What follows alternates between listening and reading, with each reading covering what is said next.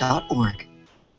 Paid for by Vote No on 1 Anchorage, Alaska 99509. Leslie Ajukovich, Bob Berto, Rick Meister, Linda Leary, and Rick Boyles, co-chairs, approve this message. Sponsors are BP Anchorage, Alaska, ConocoPhillips Anchorage, Alaska, and Exxon.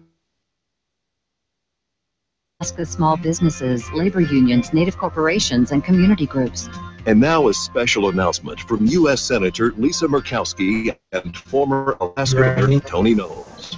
Tony and I are working together to defeat Ballot Measure 1. Some people say oil tax reform is about helping big oil companies. It's not. It's about our economic future as Alaskans who own the resources. Oil tax reform is not a partisan issue. It's a vote to protect Alaska jobs and grow our economy. After years of oil decline, oil tax reform is working. Investment means more oil production, more Alaska jobs, and more state revenue for education and essential services. Please vote no on August 19th and give oil tax reform a fair chance. Why is A&A the shop, Alaska's independent Subaru specialist? How is it they've been voted the best shop in Anchorage not once but 6 times? Well, it's pretty simple. They offer the best warranty in the business. If they work on your Subaru, you're going to get a 3-year, 36,000-mile warranty on both parts and labor. That's unheard of. A&A the shop deals exclusively with Subarus, and they also offer $35 oil changes. All their technicians are ASE certified. Call A&A the shop for an appointment. 562-3919 in Anchorage and 696-2096 in Eagle River. Are you ready? Dan Fagan and Glenn Biegel are here. They're gonna tear it up, rip it down, and shoot it straight. Fagan and Biegel.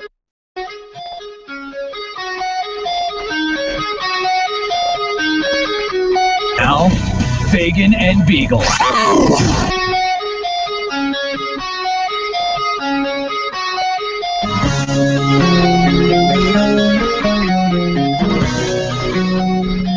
All right, 6 minutes past 6 o'clock. Fagan, Biegel, and Bonnie in the morning on this August 12th, my sister's 52nd birthday. I have to give. I want to give her a call. I should say I have to give her a call. Which sister? My sister Diane. Oh, okay. Yeah, we're all 2 years apart. I'm the oldest and the best looking, and then my sister Diane and my sister Mary. Obviously, they are much better looking than I am. Fortunately for them. There's Bonnie Cameron. She's right over there. There's Glenn Biegel. He's got some kind of pinkish, reddish beverage. Diet cranberry soda stream homemade soda. Homemade? You mean from scratch? Yeah, well, He's got a soda stream. well, it's not a soda stream, but it's close. I use the soda stream flavors. Generic. That's pretty. Yeah, it's generic. So what do you make? How do you do it? How do you? Well, it's kind of magic, frankly, and I'm quite proud of it. This cost me about 30 cents. What goes into it? I can't actually say all the ingredients, but I can say that there is diet cranberry. Why, is there alcohol in there? Not exactly. No. Did you know, Not by the way? exactly. What does that mean? Not exactly at all. But I don't think Glenn has never been drunk, by the way. You had what, like 3 wine coolers I when you had were 17? 5 wine coolers when I was 21. And that's the only. I got a little ill, and I decided that was probably good enough. I should go to bed. And that's the only time you ever consumed alcohol in your whole life? No. I've had probably 15, 20 beers. I hate the taste of beer. It's terrible. I just can't stand it. But I like, there's some mixed drinks that I like that I've had on occasion. When you don't consume alcohol. All your brain cells remain intact, and you become super, super smart. That's right. Yeah. Well, I'll let you know how that is when I get there. But no, this is a diet cranberry soda stream soda. But it's from scratch, huh? From do you go out and pick the cranberries yourself? Oh, of course. Yeah. And I think you're required to wear sandals and some kind of a robe while you crush them. That's the rules. You know, that's nice. Follow the rules. You bring it like every day, so. Yeah. Well, I have 3 or 4 different kinds. How many of those will you drink in a day? Just one. Just one. This isn't actually an energy version of it, so it's got caffeine in it. Oh, okay. It's about as much as 2 cups of coffee. Oh, wow. Okay. And you have cranberries, coffee. What else? Let's you have see. like stevia or? No, I don't put any sweetener in it. It's sweet enough. So you don't have any artificial sweetener or anything? Sweetened. I think because it's diet, it comes with artificial sweetener. Oh, so you get like diet. Yeah, you buy a little bottle of it. So is that your breakfast for everybody? Yes, this is what I have. Well, I had my pre-breakfast. Probably don't live the normal life when I have to work about 14 hours a day. Yeah, you are clearly the hardest On working average, man. which is nice because it's down from 16 hours a day. And then plus you what I used to do. you got 9 kids. Yeah. But anyway, so yeah, I basically I have to squeeze a couple extra meals in there, and so I have a caffeine meal in the morning. Like probably a lot of people have coffee for breakfast. Yeah, I think so. It's like a big deal. This has caffeine. Starbucks green tea, unsweetened, and it has a real minty flavor to it. Put this through. You have one that is full of tea, and full of here's ice, or half full of ice. The other one's half full of ice and no here's tea. the thing. I was on the phone with my mother while I'm in line at Starbucks. Okay. So normally I demand, in a very cordial, respectful way, heavy ice. I like lots of ice. I like my beverages cold. So this, you can see the woman at Starbucks. Did you consider that heavy ice? For those watching on television, It's half full. it's not even. It's a third full of ice. Oh. Okay. So I see this, and I'm like, really, Miss Starbucks lady, making $7.50 an hour? I said, can I please have a cup of ice? In a very respectful, cordial way. And so so now I'm going to be pouring the Starbucks tea with a third of ice into the big cup of ice that I got. I can tell you're going to be grumpy like in an hour. He's always in a better mood when it's the McDonald's. Yeah, I like Two my full teas. Yeah, no, I have my ways. Yes, I When you noticed get that. old, you get set. That's why it's difficult to marry an old dude. You set your ways. You like things the way they are, and you don't want someone coming in and saying, I want you to start drinking iced tea with a little ice. I don't think that it's hard to get married at any time as long as you have the proper attitude. Yeah. Yeah, that you think that a woman would come in and tell you how to do your iced tea is just wrong. You haven't met some of the women I've dated. Oh, dear. They're very particular in their needs. But the idea, first of all, that having someone request that you do your iced tea in a certain way is out of bounds. I would agree. You shouldn't get married. Well, I personally Is that where you thought I was going? Yeah. Okay. I've had some people that I've been reading, Run away. some authors, people who are really knowledgeable and wise. And this is one guy, Danny Silk. He's just so good. And I've read everything he's ever written. And he talks about controlling people and how it's really not something we're supposed to do. We were all created to be free. Now, I'm not talking about an infant or even a 4-year-old. But even when he does write about parenting, he writes about not parenting your child from an over-controlling manner. In other words, Directing them. well, giving them options. Right. And if they fail, allowing them to fail and letting them learn how to fail, learn how to make decisions, and learn what consequences are associated with bad decisions. It prepares them for life. When he talks about in parenting, when he says so many parents just overly control their kids, and by the time they get in the real world, they're a mess because they don't know how to make decisions because their parents were so overly controlling. And I've already witnessed you and Christina that you're not like that at all as parents. Did you hear the at all? Well, no, it's a compliment. Take a little bit of note of that at all. Well, because I know I have a couple. Here's a No gun. Go out excuses into the here. street and Let me play. take- Here's some scissors and run as fast as you can into that that's wall. not what This I is said. going to be fun, kids. I know this one mother, and her son who's like 18. Yes. We're sitting there, and literally he's just leaning back in the chair like this. Oh no. Don't lean back on the chair. That's dangerous.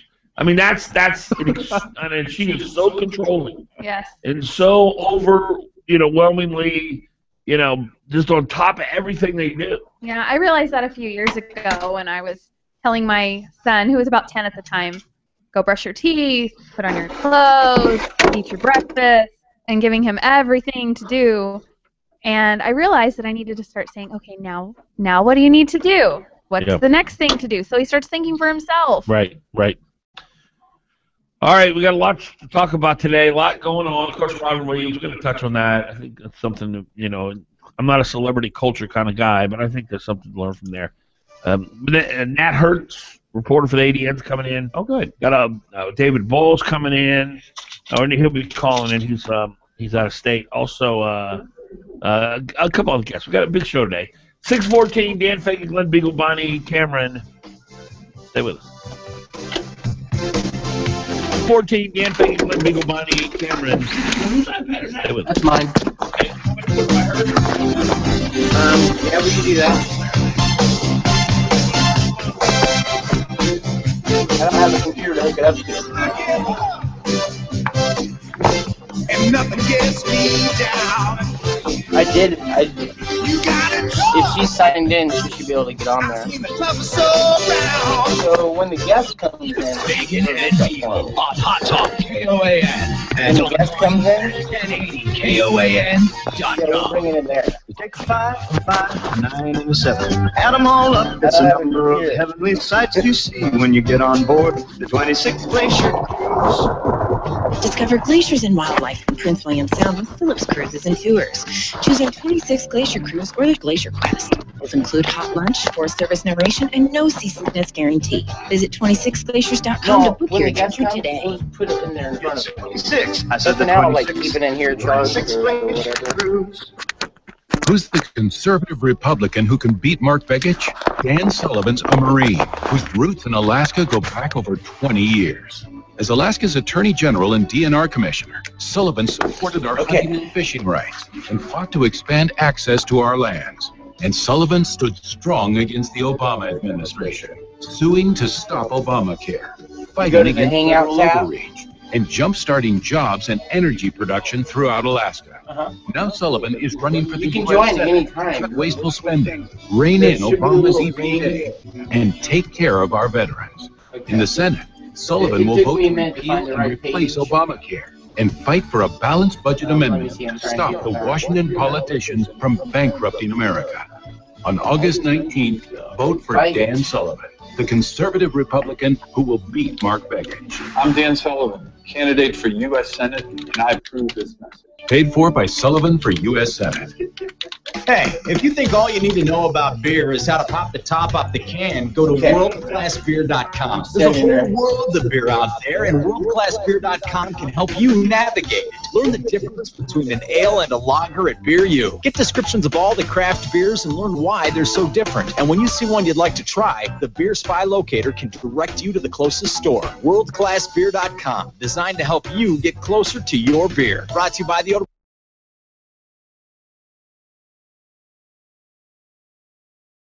Robin Williams wasn't one to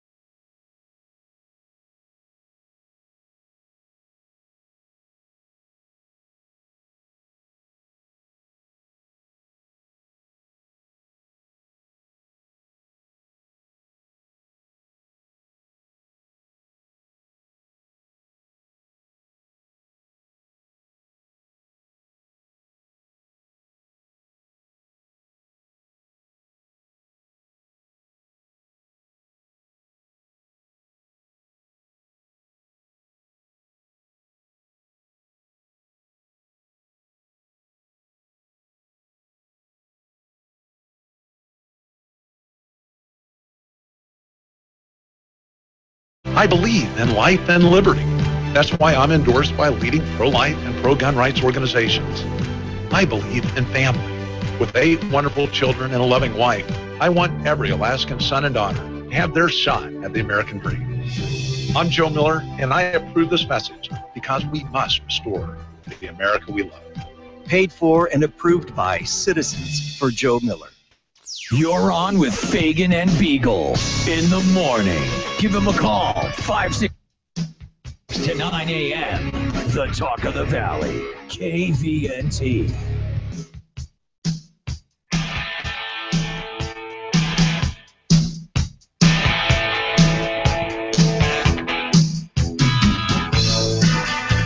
6:20 on a Tuesday morning. A little rainy. Rainy today, rainy tomorrow. Rainy. Lots to talk about. Lots going on in the political world. Robin Williams apparently ended his own life last night. Do you have that clip, Brian? I want to play this clip that Robin Williams. He apparently had problems with alcohol and depression, and there, Glenn Biegel, right here in the studio with our number 569-1080. That's the number in Anchorage if you want to call us up out in the valley, 357-5868. Bonnie, were you a Robin Williams fan? Yes, I really liked him. Glenn, what about you? You probably didn't care for him much, huh? He got a little strange, yeah, I suppose. I mean, he was super talented, and sure knew how to put people in the palm of his hand and carry them with him. I mean, he really could do that. I mean, he was what an actor should be. You have the clip. All right, here's an interview he did with I think it was ABC's Diane Sawyer. Hold back, and he often turned those personal struggles into punchlines and had a very different tone when he sat down with Diane. That was a candid conversation in 2006, and here's a bit more about his honesty, about his addiction. Was there one moment that you fell into it again? Was it one day? No, it's very gradual. You're standing at a precipice, and you look down. There's a voice, and it's a little quiet voice that goes, jump. It's the same voice. The same voice goes, just one. There's a voice that goes, jump. And the idea of just one.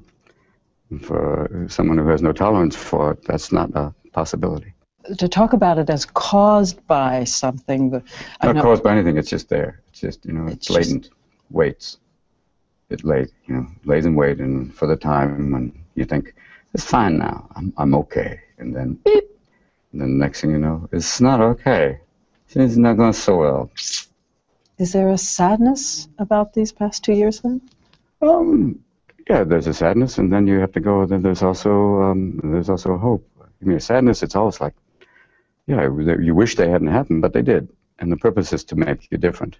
It's what they call a Buddhist gift. I would call it the ultimate Christian gift. It's that idea of you're back, and you realize the thing that matters are others, way beyond yourself. Self goes away. Ego, bye-bye. Realize there are a lot of amazing people out there to be grateful for, and a loving God. And that, other than that, good luck. That's what life is about. What do you think about that, Glenn? I like it. Yeah. Well I miss him already. He seemed to have a tender heart. Yeah. You I heard a radio or a news report this morning saying that he was definitely a sensitive actor. Yeah. And when you have that kind of struggle with depression and addiction, and then the pressure from the Hollywood and everything, that it's just too much if you are not up to it. Sad. I memorized all the Aladdin songs when I was younger. Wasn't that great? He was so talented. He was the genie. Yeah. Oh, was he? Yeah. I mean, there hasn't been another Disney program like that since then. About depression, and I think we've all gotten depressed, right? We've all suffered from depression at one point or another. It can be overwhelming, and I know that there are people who have depression that is related to their physical, chemical makeup, right? They don't have certain chemicals in their brains that are produced, and it's not as much what you focus on. It's that there are things that are literally lacking chemically in you. Although I really think that's the minority.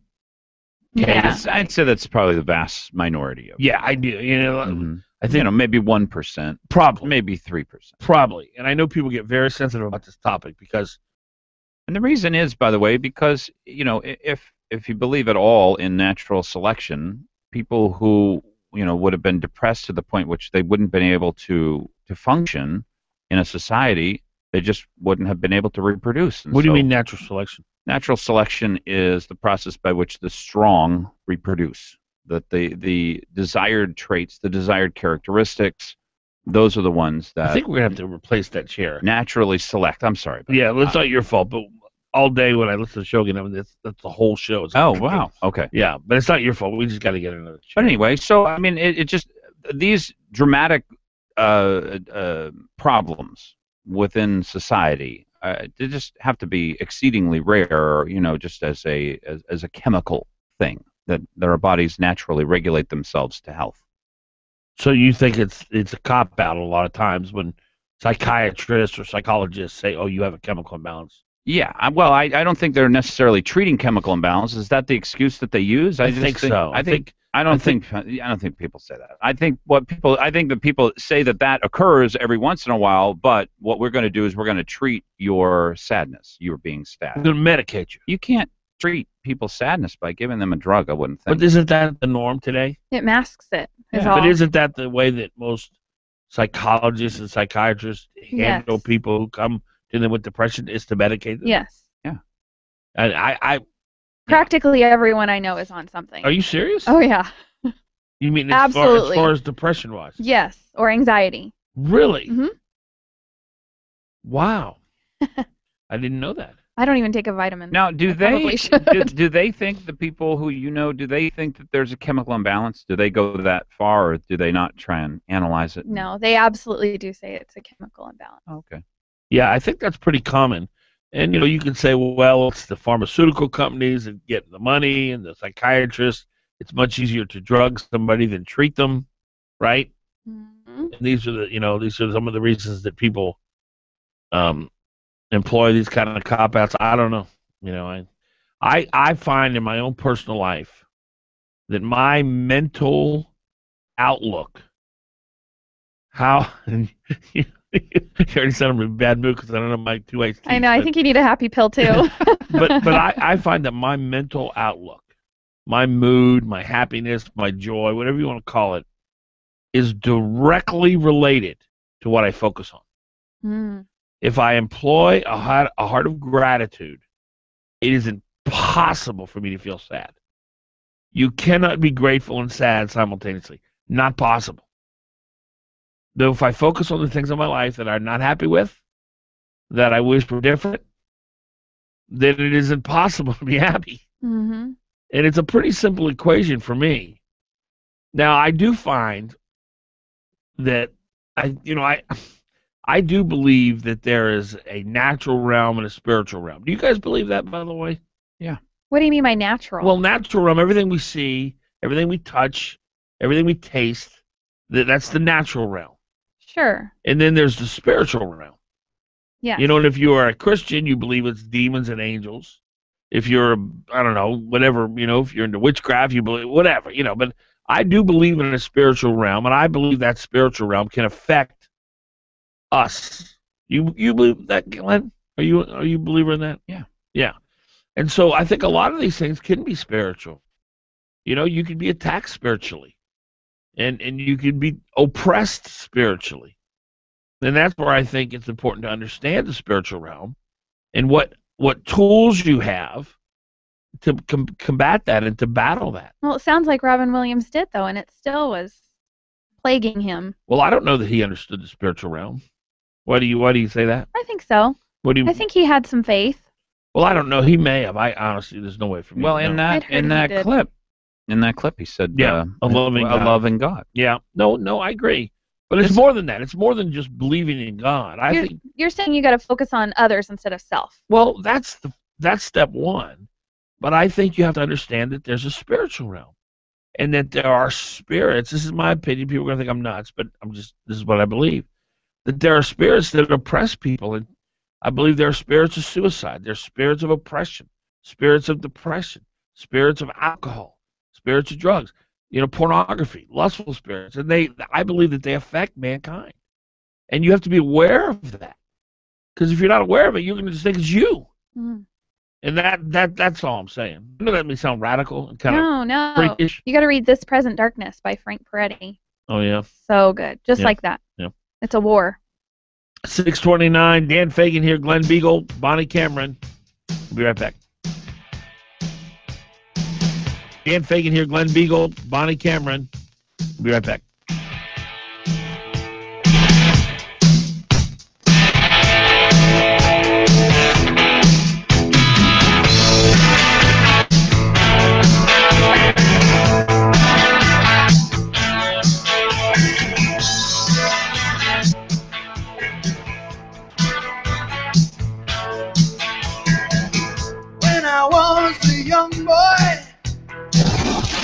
Fagan and Biegel. Weekday mornings from 6 to 9 a.m. on the Talk of the Valley, KVNT. Ann Kenda. Republican U.S. Senate hopeful Meade Treadwell has acknowledged that he has smoked marijuana. The admission came during a televised debate featuring Republican candidates for the office. His opponents stated that they have not smoked pot, but Treadwell acknowledged that he has. Details are emerging about this weekend's fatal crash at the Big Lake Airport, as we hear from Greg Lamphere. Alaska State Troopers say the pilot, 50-year-old Christopher Cyphers, died in the crash, and an unidentified passenger was seriously injured and taken to an Anchorage hospital.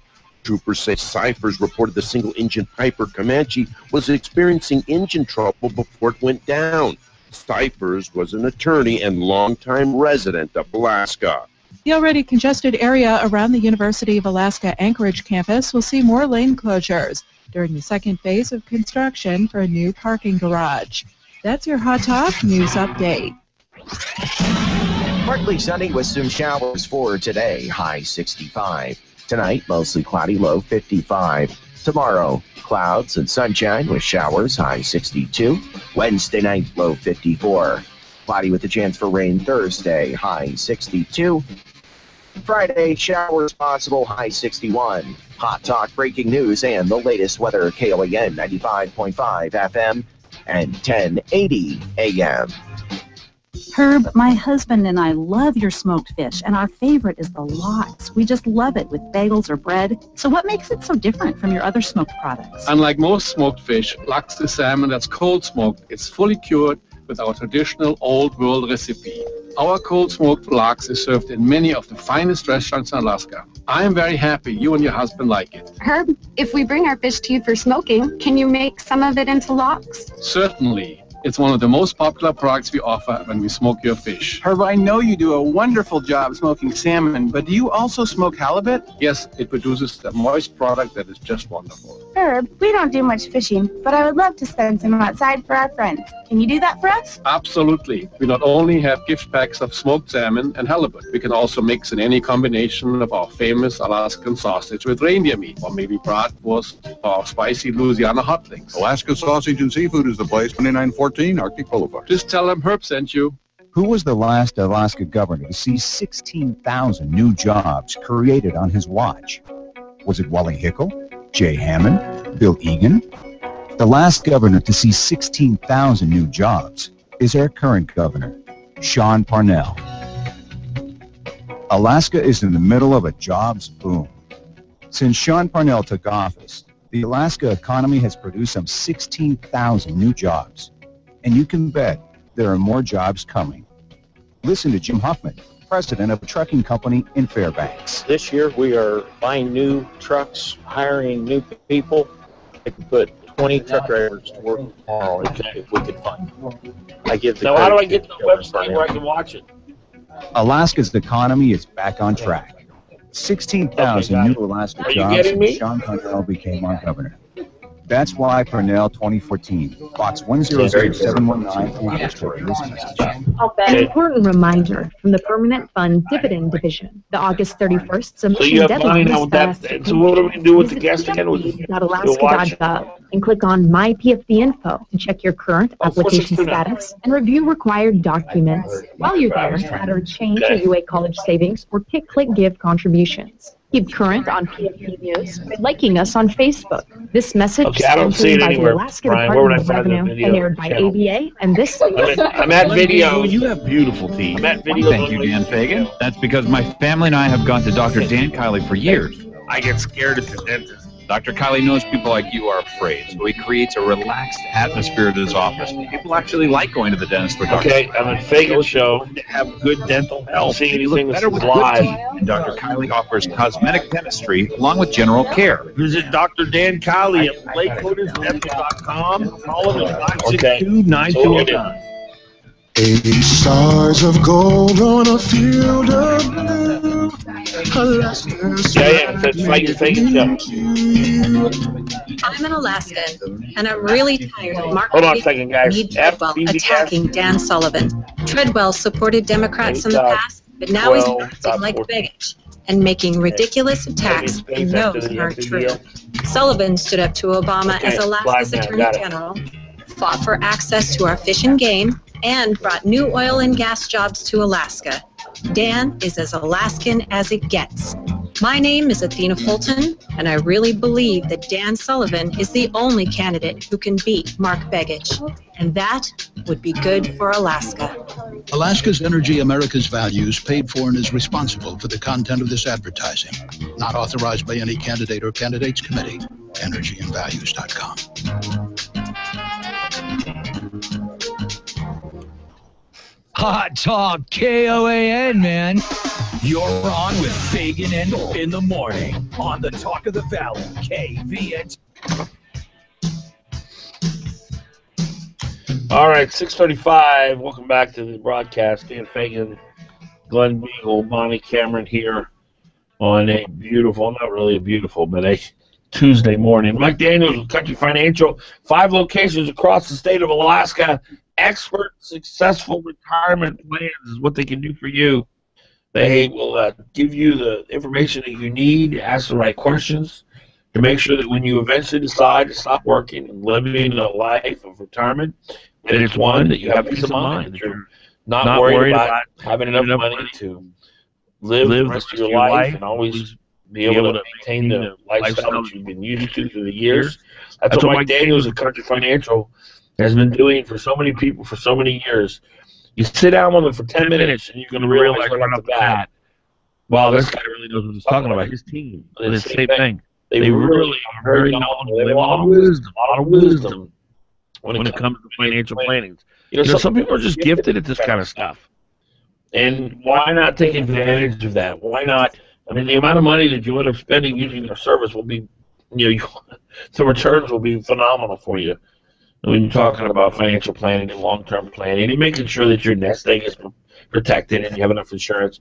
Country Financial, Mike Daniels. Give him a call. The number 1-866-COUNTRY. 1-866-COUNTRY. Country is spelled COUNTRY. That's Mike Daniels, Country Financial. 6:37 is the time. Glenn Biegel's here. Bonnie Cameron is here. And also, Nat Hertz, reporter for the Alaska Dispatch News. Is that what they call it now? Yes. And you got it. And David Boyle, 400 tries, 6 months. David Boyle, Alaska Policy Forum, is going to join us. Also, I get PR people. They send me stuff, and I say, yeah, I'll put this guy on. So I get this note from Casey Sullivan saying I want to put Jim Musselman on, and he owns a business, and he knows about it's ACEs and the Prop 1 has a big impact on his business. And he said he'd email me the details about Musselman and who he is, and I haven't got the email. So I have no idea who Jim Musselman is. But he's on the show. So he's a small businessman, so he's got to be brave. No. I don't know him, but you described him. Didn't you say that? Small business. I didn't say small. I said he would be he's a businessman. Oh, I thought you said small business, too. No, I don't know. He could have a huge business. He could run a hot dog stand, as far as I know. I have no idea. He could run a huge hot dog stand. He could. So we'll have to ask him who he is when he appears on the broadcast. Our number 569-1080, 569-1080, and then in the valley, 357-5868. I also put a request in to Lindsay Witt, who is the mayor's secretary. Press secretary. I wanted to see if Mayor Sullivan could call in and give us a little bit more on why he vetoed this labor bill. Did she Amanda Coyne write about how that this is going to really help Mark Begich, and because it's going to drive the union people out? Special interests are a big, big part of elections in Alaska. And well, you serve the most powerful. It's just like the guy who lost down in Hawaii. The governor lost down there, Abercrombie or something like that. So I was reading a description of the causes of it. And I would say probably the primary one is he lost the support of the teachers' union. He asked for them to take, probably not as big of a pay increase as they normally would, but they called it a pay cut. And out he goes. See you later. You don't serve our special interests. You got no business in government around here. It's definitely, when you're voting your pay, you get motivated. You're not free, that's for sure. Yeah. All right, 569-1080, 569-1080. Let's go to Jim. Jim, you're on. Yeah. How are you? Good. Yeah, I just wanted to mention on this Robin Williams deal. They probably won't hear anything about the Moscow on the Hudson, but that is a contrast with Patch Adams, the movie. And of course, if you're in Hollywood, you're gonna have a problem anyhow. But that's the kind. If you see those two, one with the Moscow on the Hudson, the guy's trying to convince an immigrant, I think from Poland, that if he wants to be here, he has to give up his socialism. You know, the protection of socialism. And of course, in Patch Adams, he was a doctor. Or he really wasn't a doctor, but he's all for giving everything away. And I'm sure you will not hear anything about Moscow on the Hudson, the movie he was in, starred in. Of course, politics, movies, books and movies used to be about ethics or morals. And of course, nowadays it's strictly politics, which could be about just anything. And I can see a conflict if you even lived in California. So sorry to see the guy go, because I liked him about just about everything he did. Well, yeah, he was it's fast paced, and you could never always be sure what exactly he's talking about. But some of the comedy routines, you switched around so much. But that Moscow on the Hudson, I haven't heard a word about it, and I'm pretty sure you won't. Well, you talking about it as a left-wing movie. Pardon me? You're talking about it as just a left-wing movie. Well, you know, Patch Adams is, not Moscow on the Hudson. Yeah. Moscow on the Hudson, it takes place in a big city, maybe New York, and he's trying to convince the immigrant friend of his that he wants to be, you know, his friend wants to be here, but he's having a hard time giving up the protection of his home country. You know, the social catch, you know, the background or not. So he needs to assimilate to be an American. Pardon? He needs to assimilate to be an American. Yeah, and that's why I'm pretty sure you won't see anything about it. Moscow on the Hudson with Robin Williams as a star. So anyhow, that's all I wanted to say. It's he's pretty good. And how much they'll use him in their everybody's political atmosphere or routines for the next month or so, I don't know. But that's all I want to say. Well, thank you, Jim. Yeah, there's no doubt that Robin Williams was seduced by leftism, and he fell for it, as most in Hollywood do. But you know, there's so many things in my life that I've fallen for that aren't true. It's just reality. I'm not gonna judge a guy because he's been tricked by leftism. It doesn't make him a bad person. It just means he's deceived, right? Mm-hmm.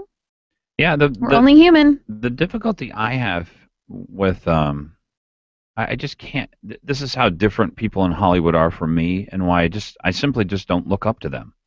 You know, I look up to the people down the street, or my parents. You know, people I know at work who treat their kids decently. You know, police and stuff. The idea that you could understand Robin Williams, and here's a guy, he's got millions and millions of dollars. He can generate millions of dollars at the drop of a hat for any cause he wants. Suffering people here, starving people there. Anything. And he couldn't find a reason. I just don't get that. It's so weird. But everyone's like that, Glenn. Everybody has ability to make huge differences in the people's lives around them. One of us. You don't have to be a multimillionaire. You could be working as a greeter at Walmart, and if you set in your heart to change the lives of the people in your life, your circle of influence, you can do that. We all have that power. Yeah, but what happens when you get to Hollywood is your mind starts escalating. I think, you know, your ego, your mind. And when you want to make a difference, you want to see something big happen.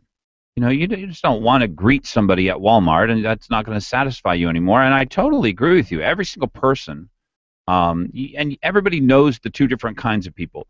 People who you're glad to have in your life, and people who you see and you go, okay, I'm going to make it through this. You know, I'm still going to be okay. You know, that they're going to take some of the life from me, but I know that I'll get that back somewhere else. But the idea that someone as powerful as Robin Williams had not found one of the good things to do with his power, it just strikes me as so strange in such a ways. But I hear what you're saying, because of his influence and wealth, he had a greater capacity to change the culture around him. But we all have that capacity. Sure. We to a lesser degree. Yeah, and we find happiness, we find reasons to continue, and even through struggles and difficulties. 644, Glenn Biegel, Dan Fagan, Bonnie Cameron, 569-1080. Bonnie Cameron. 569-1080.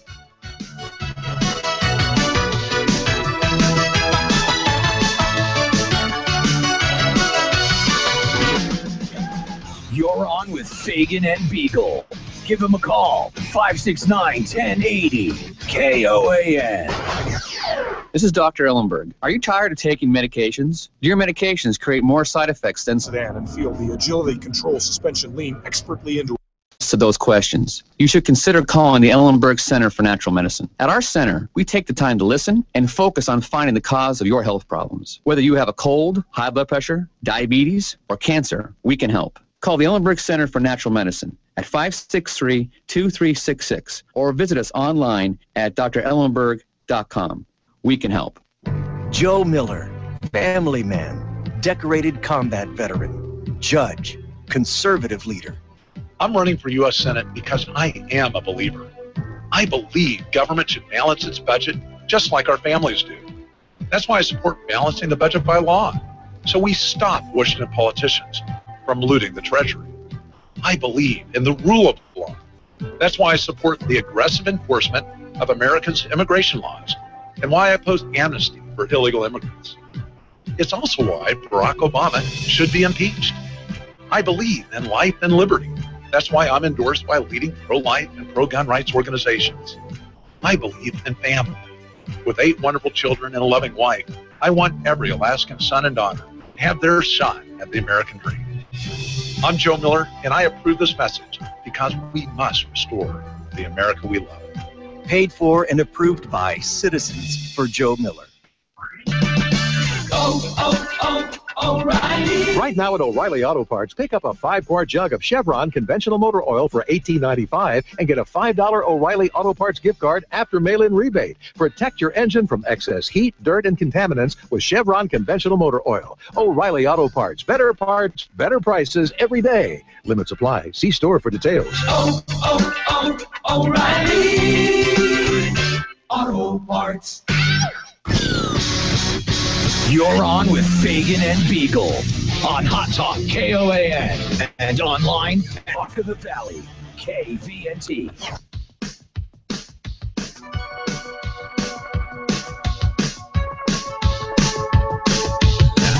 $6:47, August 12th, 2014. Welcome to the Dan Fagan, Glenn Biegel, Bonnie Cameron broadcast. Don't forget our good friend Ali Sheik over at Payless Car Sales. Boy, has he got a beautiful, gorgeous car waiting for you. It's got your name on it. If you're ready to hit the winter with that old, raggedy, unreliable vehicle that barely starts, well, you need to go see our friend Ali Sheik over at Payless Car Sales. He is the guy who will hook you up. He will hook a brother up, as we used to say back in Louisiana. He understands value. He understands that your dollar's important to you. He understands that you want to get into a vehicle that's reliable and looks sharp. He describes his dealership as an entry-level luxury used car dealership. Gorgeous vehicles on stock. Gorgeous. And yet he's gonna make you a really good deal. Ali Sheik at Payless Car Sales. He builds his business one customer at a time. He's now the fastest growing used car dealership in Alaska, and there's a reason for that. It's because he builds his relationships with you, the customer, and you're very important to him.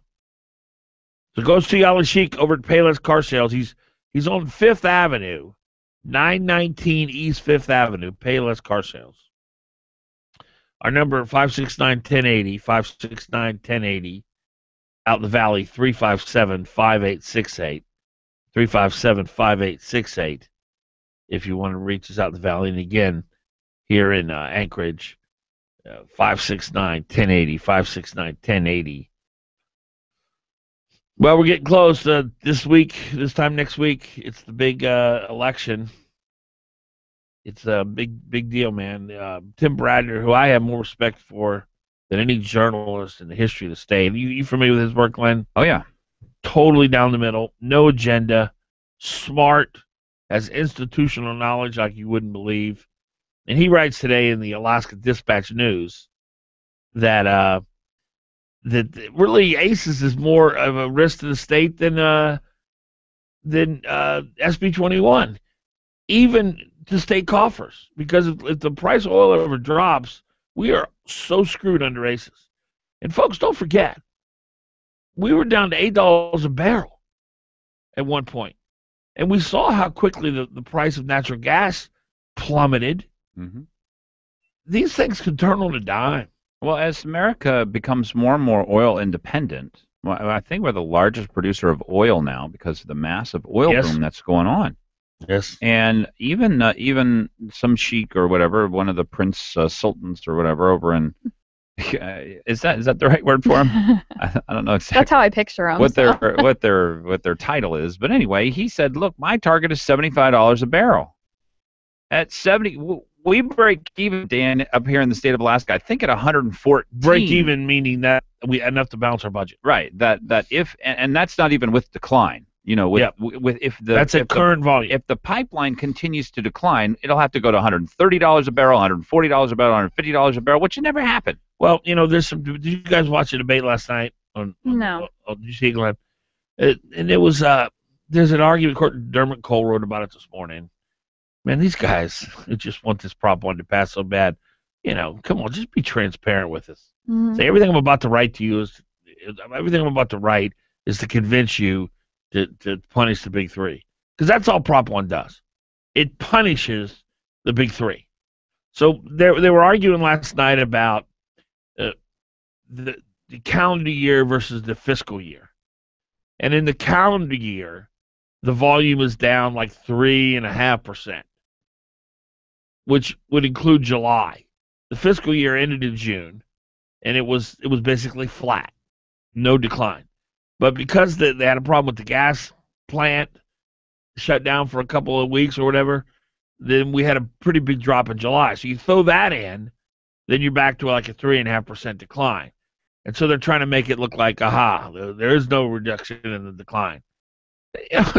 It's just so silly. Well, it's what they have. It's what they have to argue about. You know, it's an important fact whether or not. And by the way, I would disagree with you that that this tax, going back to ACES, is meant to hurt the oil companies. I think a lot of people want to see the oil companies hurt. Alaskans are going to be hurt.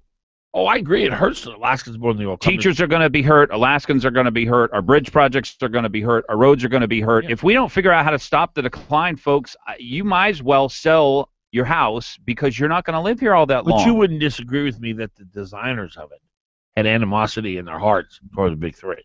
Not at the beginning. Even your buddy Joe Miller. That's what he says. I like it because the small producers like it. He starts out by slamming the producers, and then he says, but I'm going to vote yes or no on Prop 1 because the smaller players like it. Even your anti-oil populist buddy Joe Miller is in on that bandwagon. We must cut the producers down at the knees. Sarah Palin believes it. Bill Walker believes it. Joe Miller believes it. I don't think anybody wants to stay with ELF, by the way. And if we go back to why we originally were going to change the tax structure, the old tax structure just wasn't going to work. So we had to come up with something a little more modern, something that was a little more reasonable. We weren't even getting taxes out of Kaparak, other than the 12, 1 out of every 8 barrels, which is, that's a big deal, but they wanted more. So anyway, everybody agreed. Those who liked the oil industry, those who didn't like the oil industry, everybody agreed we're going to get away from ELF. The problem came right at the end when Sarah Palin decided that she was going to change some of the very specific measures, particularly progressivity. She doubled it, and that was a game changer. So a lot of people... Hollis doubled it. She called it a better bill. Okay. Oh, yeah, there you go. So anyway, and really Hollis French wrote ACES. I mean, that's one of the reasons why he's such a big proponent of it now. But, everybody wanted the oil system changed. Everybody wanted the tax structure changed. They just didn't want it changed this dramatically so that it would run off all of our investment, which, that's an important part. I thought it was interesting. The other day I saw an ad in the Sunday paper on one of the back pages, and it was a Vote Yes ad, and it had pictures of all the people who are supporting it, and like all of them were Democrats except for 3 Republicans, Sarah Palin and senators Gary from Stevens. Kodiak and Ketchikan, I think. And it just looks bad. Stedman and Stevens. Yeah. Well, Gary Stevens comes from academia. He doesn't work in the private sector. He said he's got his pension. Yeah, he's a tenured. He's okay. He's fine. He's okay. It doesn't affect him. He doesn't live in his parents' basement. Yeah, the economy is so. Like me. You know, if you work in the private sector, and you have to have a healthy economy to see your job continue, then there's just no way you can be for profit. We are not making any decisions until August 20th. I mean, really, my husband is on pins and needles. Yes, yeah. Yes. And isn't that sad that we have to? You know, it hinges on a popular vote. Well, Rick Rogers yesterday with the RDC Council was on our show, and he said some of the polls he saw it's a dead heat. Right, very close. Who are these people? Who are these people? Who are these people? I think they're people who really don't want any kind of anything to be opened up. I just do. I think a lot of them are moving up here from the West Coast. The Les Gares of the world and those guys, obviously, they just want us a national park. I'm not talking about the communists. I'm talking about the people who just hate the oil industry. It's the same people who hate, the pharmaceutical industry, who hate any kind of successful corporation. They just have this envy in their heart, and it just drives their politics. I don't understand it. Yeah, I don't understand people who hate our partnership with the oil industry. I understand how most normal people cannot conceive of what the oil industry is or how they operate or why they would make this decision versus that decision, because these are difficult things and most of us are not trained that way. What I don't understand is people who don't understand that we have to partner with the oil industry, because if it is our oil and we don't have an oil industry, then our oil will remain in the ground, at which point it will do no one any good. So we have to have a partnership with the oil industry. That's what I don't get, because there's a lot of people who think we are going to have a partnership with the oil industry at the end of a gun. If I may try to make sense of the yes on one crowd. First of all, you have the Les Gares and the Halls Frenches, who I sincerely believe in my heart, and this is total speculation. I'm totally guessing. I can't prove this, but I believe in my heart that they don't want the oil industry or any oil industry in Alaska. They want us a national park. That's my personal belief. I could be wrong. Second group, the Bill Walker, Vince Beltrami, Joe Miller types, who like the Norway model. They want the government to take over the industry. Sarah Palin, same way. Then you've got the people who I just think are frankly not real bright, who don't understand economics, they're totally emotion-based. They're angry at the large houses on the hillside. They read Conoco made $5 billion in profits last year, and it pisses them off because of their sorry, pitiful lives, and they're resentful and they're envious. And that's really the three groups of people I think that we have in the state that are saying yes on one. I had a poll worker sit next to me, and he told me, we're moving up here from Washington, Oregon, and California to change your elections. He just said it, flat out. And I was like, well, a lot of the environmental movement, they see Alaska as the last place that can be saved. Yeah. And if they can shut down that pipeline prematurely, they win. Yeah. And that's what they're here for. Yeah. And they've got people in our legislature who support their agenda 100%. So I'm gonna switch. I'm gonna move to the let it burn. I want to shut it down, and then I want to stand over them as they're all getting ready to move out, because they're all done up here. They can't take the harsh winters. 6:58. Getting ready to move out because they're all done up here. They can't take the harsh winters. 333-8000, 333-8000, 333-8000. Statewide for nonprofit organizations. Alaska Lottery is proud to support the Alaska Peace Officers Association and your Fur Rendezvous. In addition to our monthly lotto drawings held on the 30th of every month, we have a $30,000 cash sweepstakes drawing to be held on Monday, September 1st at the Alaska State Fair, with a grand prize of $20,000. Tickets are only $5 each or $6 for $20. Tickets are available at 3 convenient locations. The Tudor Charity Tabs, 343 West Benson Boulevard. The Tudor Charity Tabs Lottery Alaska kiosk located on the first floor of the 5th Avenue Mall, and the new Tudor Bingo Center, 1436 East Tudor Road. Call 56-LOTTO for daily updates on all of our lotteries.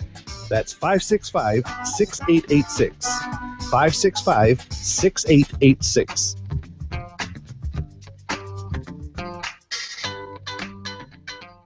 The Talk of the Valley, 1020 AM, KVNT, Eagle River, and retranslated at 92.5 FM on K223BJ, Eagle River. Radio News, I'm John DeMaster. Each and every one of us in this room is one day going to stop breathing, turn cold, and die. A coroner set to perform an autopsy on Robin Williams today after being found dead in his home in California. The Blaze Radio's Chris Barnes has more. Williams' publicist saying he had been grappling with a severe bout of depression lately. Robin Williams was 63. Williams big on entertaining our troops overseas with his comedy. Turning to the situation now in Iraq. When you have a mobile artillery piece that is getting ready to shell Erbil and a 500-pound bomb drops on it, laser got a bomb, drops on it from a Hornet, it's gone. But look, these are pinpricks. More criticism against the president for not doing enough to take on ISIS terrorists. Former White House Deputy Chief of Staff Karl Rove on Fox News saying, "This is maintenance. It's not degrading. It is simply holding where we are, and that's inadequate because they're gaining strength every day." This is news on the Blaze Radio Network. Everyone is making the switch to the Blaze to make it their source for the truth. Why not make it your source for the truth? Make theblaze.com your homepage for news that the other outlets won't even touch. Subscribe to The Blaze TV at theblaze.com/TV or on Dish Network and get access to original programming like For the Record, the show that exposes what's really going on that the government doesn't want you to know. And Real News, the daily conversation on the topics of the day that matter most. Check out the Blaze Radio Network at theblaze.com/radio with original shows like Buck Sexton, The Morning Blaze with Doc Thompson, Pat and Stu, and Jay Severin. Or, if you need something to hold in your hands, subscribe to the Blaze magazine. So basically, anywhere you need to go, you can take the truth with you by taking the Blaze with you. This is the Blaze. Truth lives here. So just to recap, anywhere you need to go, you can take the truth with you by taking the Blaze with you. Find out all the ways at theblaze.com. A 72-hour ceasefire has things quiet at the moment between Hamas terrorists and Israel. We get details from the Blaze Radio's Brad James. An Egyptian negotiated ceasefire continues to hold in Gaza. Palestinians leaving homes and shelters as negotiators resuming talks in Cairo, trying to strike up a more permanent truce. Hamas firing rockets towards Israel just before the ceasefire began. Ukraine says it's going to send back a convoy of humanitarian aid that left from the Moscow region earlier today. Russian TV says about 300 trucks filled with much-needed supplies operating under the support of the International Committee of the Red Cross, but a Ukrainian security spokeswoman says that convoy is not certified by the ICRC, and the Red Cross says it has no idea what that convoy is transporting. More unrest in the St. Louis area. We get details from the Blaze Radio's Greg Moore. Another night of unrest in a suburban St. Louis neighborhood. Police responding with tear gas and beanbag rounds after crowds began throwing rocks and shots were fired. The violence continuing in the wake of the shooting by police of an unarmed black teenager. St. Louis County Police Chief John Belmar says the public needs to be patient as the shooting is investigated. It takes a long time to make sure we do this investigation the right way, and please understand that other disinterested parties, or neutral parties, I should say, are going to be making the final decisions on whether this was justified or not. It cost taxpayers more than $55,000 to cover part of Hillary Clinton's international book tour. She drops over $5,000 to rent a Mercedes-Benz limo in Berlin, another $4,000 for a suite at the Four Seasons in Paris, about $50,000 to take the Secret Service along, which she still gets as a former First Lady. The Daily Mail saying the Secret Service picking up about $50,000 of the tab to sell hard choices. This is news on the Blaze Radio Network. Truth lives here.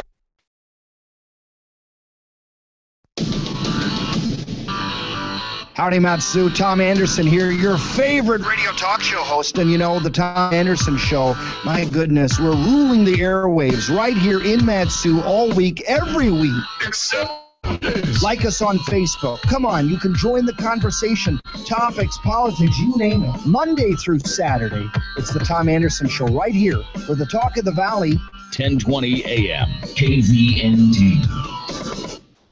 Well, howdy, I'm Nick Worthington Ford, Giant Worthington Ford. And at Worthington Ford, we've got the selection and we save you more. We've got over 1,000 vehicles to choose from with 0% financing available on every one. They're all certified and they're all under warranty. Plus, get some great discounts and you can use your PFD today. Take a look. Giant Worthington Ford is 4x4 headquarters. Check out the Chevy Suburban 4x4 for $99.50 or this Ford F-150 4x4 for $14.9. Here's a Volkswagen Beetle, only $59.50. Here's the Chevy Impala, only $59.50. So come on by and take a test drive. Remember, 0% financing is available on all vehicles, and you can use your PFD today. You don't have to wait. It's Giant Worthington Ford on Gamble, open till midnight. Stock numbers Q1875802, Q1854805, 144016B05, Q1793008. 0% financing available on approved credit. Subject to prior sales. See dealer for details. Ends 8/14/2014. An important reminder from the Permanent Fund Dividend Division. The August 31st submission deadline is fast approaching. Visit pfd.alaska.gov and click on My PFD Info to check your current application status and review required documents. While you're there, add or change your UA College savings or pick, click, give contributions. Keep current on PFD News by liking us on Facebook. This message sponsored by the Alaska Department of Revenue and aired by ABA and this station. Fagan Biegel. Give him a call, 569-1080 AM. The Talk of the Valley, KVNT.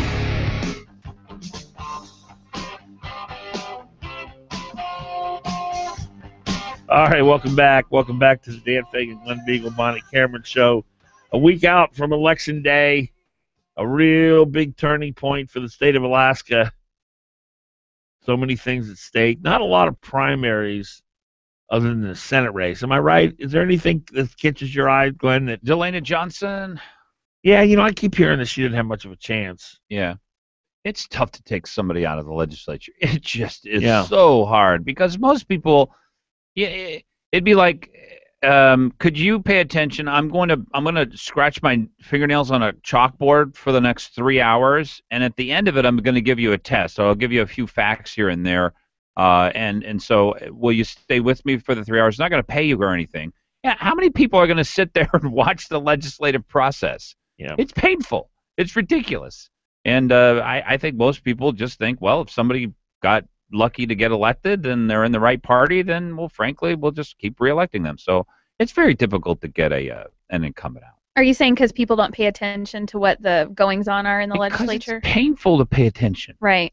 I've tried to watch it on TV. Make heads or tails of it. You know, I mean, we see the top line budget is $12.7 billion, and you got your operating, and then you got your capital budgets, which are under there. And then you got the transfers to and from the permanent fund. Then you got off-budget items. Then you got, I mean, who the heck can make too much? Even legislators can't make heads or tails of it. And frankly, I don't think Parnell has made his case at all as to whether or not he cut the budget or did the right thing. I mean, he said that when he was in here, and he says we're getting a lot closer. We're at $5.6 billion for the number that's supposed to be comparable. I don't know.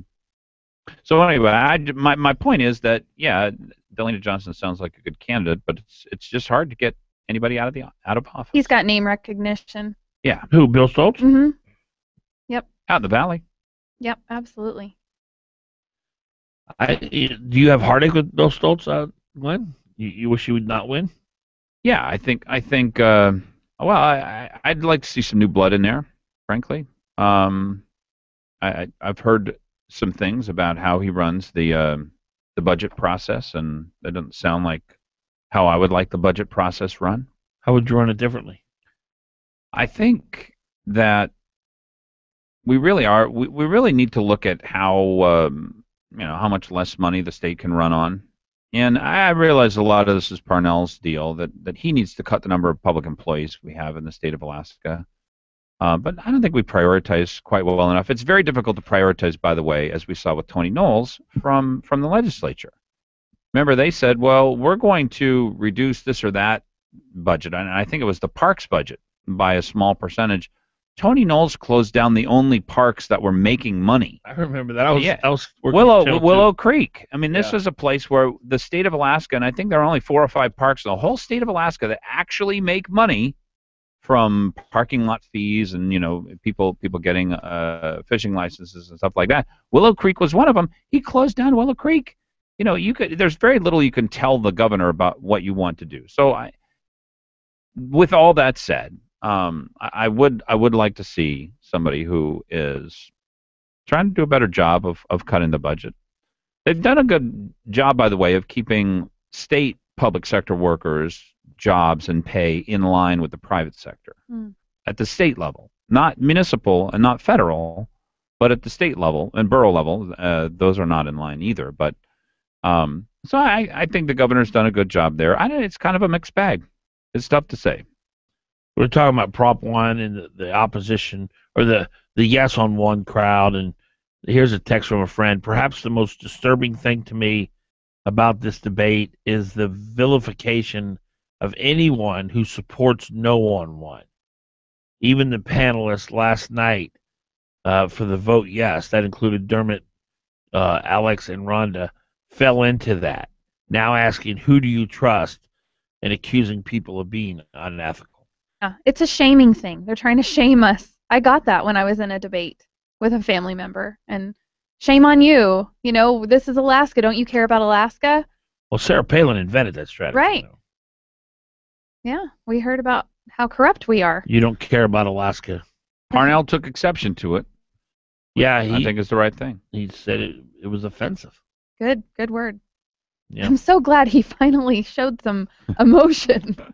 He did wake He up was a like, little bit there. That was offensive. That was offensive. I don't find that to be in line with reality. And That was the most I've ever seen him show. The most emotion. He is plain Jane, isn't he, man? He's as vanilla gets. Yeah. Would you love to see him dance? I would love to see him in a disco. You gotta share some of that caffeine with him. Yeah. Honestly, I just wonder what he would be like. I'm sure it'd be kind of like, I bet he could have 10 cups. How does that go again, Dan? Like this. I bet he could have 10 cups of coffee and still be completely level. Not even bat an eye. He might bat an eye. I don't He know. is so calm. Yeah. He got a little upset with something you said. I can't remember exactly what it was, but he got a little torqued. About when we were going through these projections, and I'm really angry about the projection process, by the way, that people use projections as facts. Mm-hmm. So what did he get upset about? He got as upset when I said, because I'm giving him an opportunity to answer the other side's questions. I think that's a lot of what talk show hosts are supposed to do. And I said, okay, well, even your administration said that we were going to be $2 billion short based on projections for, after we got rid of ACEs. ACEs have $2 billion. Senate Bill 21 don't have $2 billion. And he says, you got to stop using that. You got to stop saying that. You got to stop saying that. But then he didn't go on to explain why we do have to stop Did he saying say you got to stop saying that, or did he say you've got to stop? No. saying that? No, he got kind of. He got excited. He raised his voice a little bit. Oh yeah. I was watching him. Yeah, it was nice. It was nice. And I do think that it's a fraudulent claim. Because, You were just playing devil's advocate, though. Well, this is what normal, average, everyday people have going through their mind. Mm-hmm. They get one something they think is a fact in their mind, and it's very difficult to remove that. These were not real numbers when they were given, because ACES was going to lose money too, right? The difference is $90 million, not $2 billion. And so, but because it came from the administration and the left spun it before the conservatives had any chance, or anybody had any chance, moderate independents had any chance to go and explain it, we had to wait, I don't know, what is it, year? Before Scott Goldsmith came out and explained, okay, the $2 billion drop is made up of these following areas. 70% of it is a drop in the price of oil. 30% of it is, increased cost for production. 2% of it, $90 million, is this drop, which we've already recouped, plus $140 million. This is the question that people should be asking somebody who says, you should be ashamed of yourself for voting no on one. Mm-hmm. This is the question. Do you know that we get $140 million more in taxes this year than we would have if the decline had continued? That's the question that you ask them. And you say, now, if you did not know that, that's fine, but and if you did know that, I want you to explain to me why I am the bad person, because under your scenario, whoever you're talking to, you want more money in the Treasury. Frankly, I want more jobs. That's my measure of success, and I want to see my children be able to live here. You listen to Biegel, Fagan, and Bonnie. Our time currently 7:14.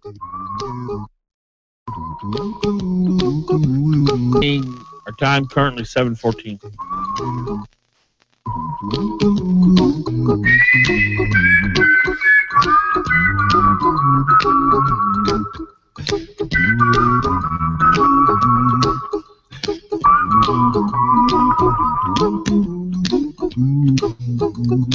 You're on with Fagan and Biegel in the morning on the Talk of the Valley, KVNT, 92.5 FM, 1020 AM. I'm Scott McMurrin, and when it comes to travel in Alaska, I've talked the talk and walked the walk for more than 25 years. I also wrote the book on Alaska travel, so now you can see and save on more of Alaska than ever before. For the top 2-for-1 offers in Alaska, get your Tour Saver now at Cars Safeway or go to toursaver.com. So get cracking, because these Tour Savers sell out fast. Who was the last Alaska governor to see 16,000 new jobs created on his watch? Was it Wally Hickel, Jay Hammond, Bill Egan? The last governor to see 16,000 new jobs is our current governor, Sean Parnell. Alaska is in the middle of a jobs boom. Since Sean Parnell took office, the Alaska economy has produced some 16,000 new. There are more jobs coming. Listen to Jim Huffman, president of a trucking company in Fairbanks. This year we are buying new trucks, hiring new people. I could put 20 truck drivers to work tomorrow if we could find them. I give the credit to Governor Parnell. Alaska's economy is back on track. 16,000 new Alaska jobs since Sean Parnell became our governor. That's why Parnell 2014, Box 100719 Anchorage. Have a good time, but then again, not all talk shows are Fagan and Biegel, with just enough Bonnie to keep things even. How do you know somebody didn't make up the idea that there is a pagan fish? Because I looked it up, I Googled it. And the pagan fish is exactly like the pagan fish on my logo. And then I had someone on Facebook say, why do you have a pagan fish? Maybe they thought it was funny because your last name's Fagan. A Fagan fish. Fagan, Biegel, and Bonnie, weekday mornings from 6 to 9 on Hot Talk, KOAN. Well, howdy, I'm Nick Worthington Ford, Giant Worthington Ford. And at Worthington Ford, we've got the selection, and we save you more. We've got over 1,000 vehicles to choose from with 0% financing available on every one. They're all certified, and they're all under warranty. Plus, get some great discounts, and you can use your PFD today. Take a look. Giant Worthington Ford is 4x4 headquarters. Check out the Chevy Suburban 4x4 for $99.50, or this Ford F-150 4x4 for $14.9. Here's a Volkswagen Beetle, only $59.50. Here's a Chevy Impala, only $59.50. So come on by and take a test drive. Remember, 0% financing is available on all vehicles, and you can use your PFD today. You don't have to wait. It's Giant Worthington Ford on Gamble, open till midnight. Stock numbers Q1875802, Q1854805, 1440116B05, Q1793808. 0% financing available on approved credit. Subject to prior sale. See dealer for details. Ends 8/14/2014. Who's the conservative Republican who can beat Mark Begich? Dan Sullivan's a Marine whose roots in Alaska go back over 20 years. As Alaska's Attorney General and DNR Commissioner, Sullivan supported our hunting and fishing rights and fought to expand access to our lands.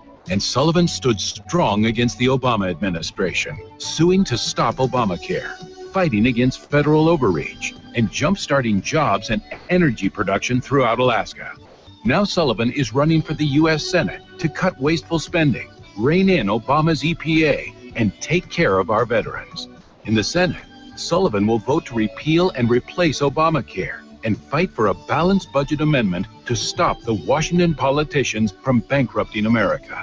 On August 19th, vote for Dan Sullivan, the conservative Republican who will beat Mark Begich. I'm Dan Sullivan, candidate for U.S. Senate, and I approve this message. Paid for by Sullivan for U.S. Senate. Hot Talk, KOAN, man. You're on with Fagan and B, the talk of the valley, KVNT, 92.5 FM, 1020 AM. Well, it's 8 o'clock in Boise, Idaho. All right, welcome back. 7:19. Fagan, Bonnie, Biegel, Glenn. All these people are here. I'm here twice. Alaska Neurology Center is the premier medical center in South Anchorage, really in all of Anchorage when it comes to helping you sleep at night. You are so robbing yourself of the quality of life if you're not sleeping well at night. And, people sometimes don't realize what it's like to have a good night's sleep. We've talked to people who went to the Alaska Neurology Center, had trouble sleeping, got help, got their first good sleep in years. They're blown away at how different life is when you go through your day aware, awake, and alert. It is a different life walking through life awake as it is tired and groggy all the time. Do not cheat yourself of a good night's sleep. Go see the folks at Alaska Neurology Center. They have several rooms set up where you can spend the night there, and they will pinpoint exactly what it is that keeps you up at night. And they have all kinds of technology that will revolutionize your sleeping life, and you will be a different person as a result of it. You will be less groggy like Bonnie and much more cheery and optimistic about life like me if you go see the folks at the Alaska Neurology Center. Here's the number, 565-6000, 565-6000, 565-6000, the Alaska Neurology Center. Start getting a good night's sleep right away. 7:21 is the time. Our number 569-1080. 1080 out in the valley, 357-5868. And again, 569-1080. Glenn, you found something in the Anchorage, Alaska Daily Dispatch News that you find inaccurate. Well, and Nate Hertz is coming in later today, right? Nat Hertz. He's a reporter over there. Yep. Nathaniel. Yep. Okay, so here's the opening paragraph of this piece. And by the way, this breaks protocol. They didn't say a single bad thing. And no news media said a single bad thing about Miller until after the primary. Oh, I'm trying to remember when it was. You talking about during the Lisa race? Yeah. And then all of a sudden, the knives came out. And they've done this before. It was in a governor's race or a lieutenant governor's race, where they thought they could submarine the Republican and the news media. So it's kind of this unwritten rule. Yeah, but where you don't start attacking with stuff that you already know. Well, let me take exception on that. I just think nobody ever thought Miller was going to win, and they really didn't. He was almost a fringe candidate to them. So I don't think you could say that it was solely because the general now. Just all of a sudden now they realize that this, what they would characterize as a right-wing nut job, is now actually going to be in the U.S. Senate. So that's the reason they went after. It wasn't we won't attack him until the general. Yeah, that wasn't the sense I got. But he's down by just as much now. Everybody has their the right to their opinion on that. So but this is different. This is the first story, as far as I know, that has come after Miller on his own.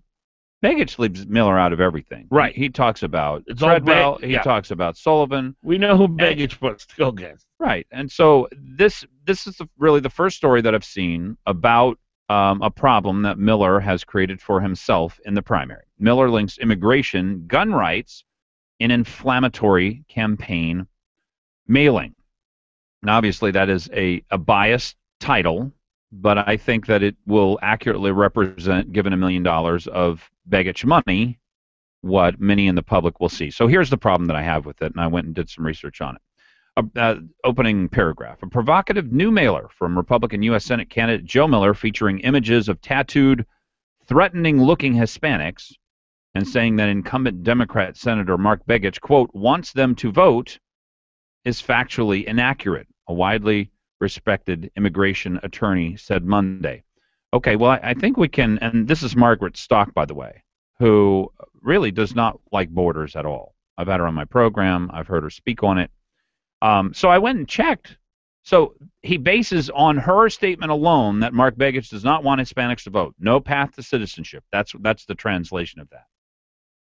A member of Homeland Security committee, Begich said last week that he liked the direction of the Senate bipartisan plan, which included a path to citizenship and actions to make the borders more secure. Before he decides, however, Begich wants more specifics on how the legalization process would work. So your point is Begich wants illegals to vote eventually. Yeah. Well, of course, that's what the Democrats are all about. Everybody knows that. But and what I want to know here from Nat Hertz is why print this statement from a quote respected immigration attorney who I don't respect her opinions on immigration because she wants open borders as your opening salvo in this whole thing, because it puts the whole rest of his piece. He also has Joe question. Miller in there though, giving his side of the story.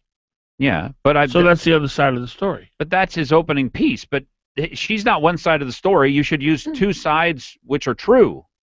Well, right, the person that you're attacking, Joe Miller, and then if you want to say that Mark Begich, you should still at least say something that's true. Mark Begich supported an amnesty plan that was going through the Senate. But it shouldn't you Miller, be because then it calls into question Nat Hertz's credibility. Miller, who is so loose with his accusations. Yeah.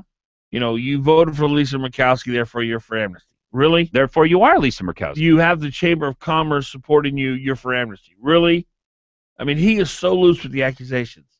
And to say that you want gang members, convicted felon gang members to vote, Okay. is an inaccurate accusation. Okay, how is that different from the leftists when they put on a picture of a 6-year-old saying, why can't you help these people? It's just the opposite. We're doing the exact same thing. It's just the opposite. I don't understand the comparison. When I'm just we're deluged from the left with pictures of 6- and 7-year-olds staring pleadingly at us. I'm just dealing with Mr. Miller's direct accusation that Mark Begich wants convicted felon gang members to vote. That is blatantly false. It's the opposite, because you're saying that 20 million, you know, he's Are you kind saying of saying that 20 million people came over from Mexico and they're all elected his convicted flyer. That's illegal what alien it gang looks members? like. But His flyer. to the leftists, that's what they do to us. They're trying to make us think that 20 million I don't care about the leftists. 6- and 7-year-olds are going to be You're saying here. the pictures that are given for Miller's piece make it seem like everybody's coming over from Mexico. Our gang members and are tattooed and are felons and have a Uzi in their back pocket. Yeah. And that's just not true. And it's also not true that Mark Begich wants them to vote. No, it is. That is true. That he wants convicted felon, gang member immigrants who break into this country to vote. These are the people that he would vote with Harry Reid to let into our country. No. And eventually, what do you think they're going to do? Convicted felon gang members. They're all, I mean, there's some They're in the all? mix. No. That's what you But they're just not all almost 6- said. and 7-year-olds either. Well, I agree with that, but that's not the point. The point is the reporting on Joe Miller's assertion, which is blatantly false. It doesn't say here that Begich wants convicted gang members to What vote. is Miller's accusation in the flyer? He wants them to vote. Begich wants them to vote. And if 20 million illegals vote, you can kiss the Second Amendment goodbye, and I am the only candidate who favors voter ID. But by that assertion, he has these pictures of these gang members. You're making the connection between the pictures. What do you think the pictures are for? I think that's exactly the with $1 million worth of public advertising, that is exactly what will be But drawn from convicted felons can't vote, so how do we know that those guys are convicted felons? I don't care about anything other than what Joe Miller is accusing of, because Joe Miller is so loose with his accusations.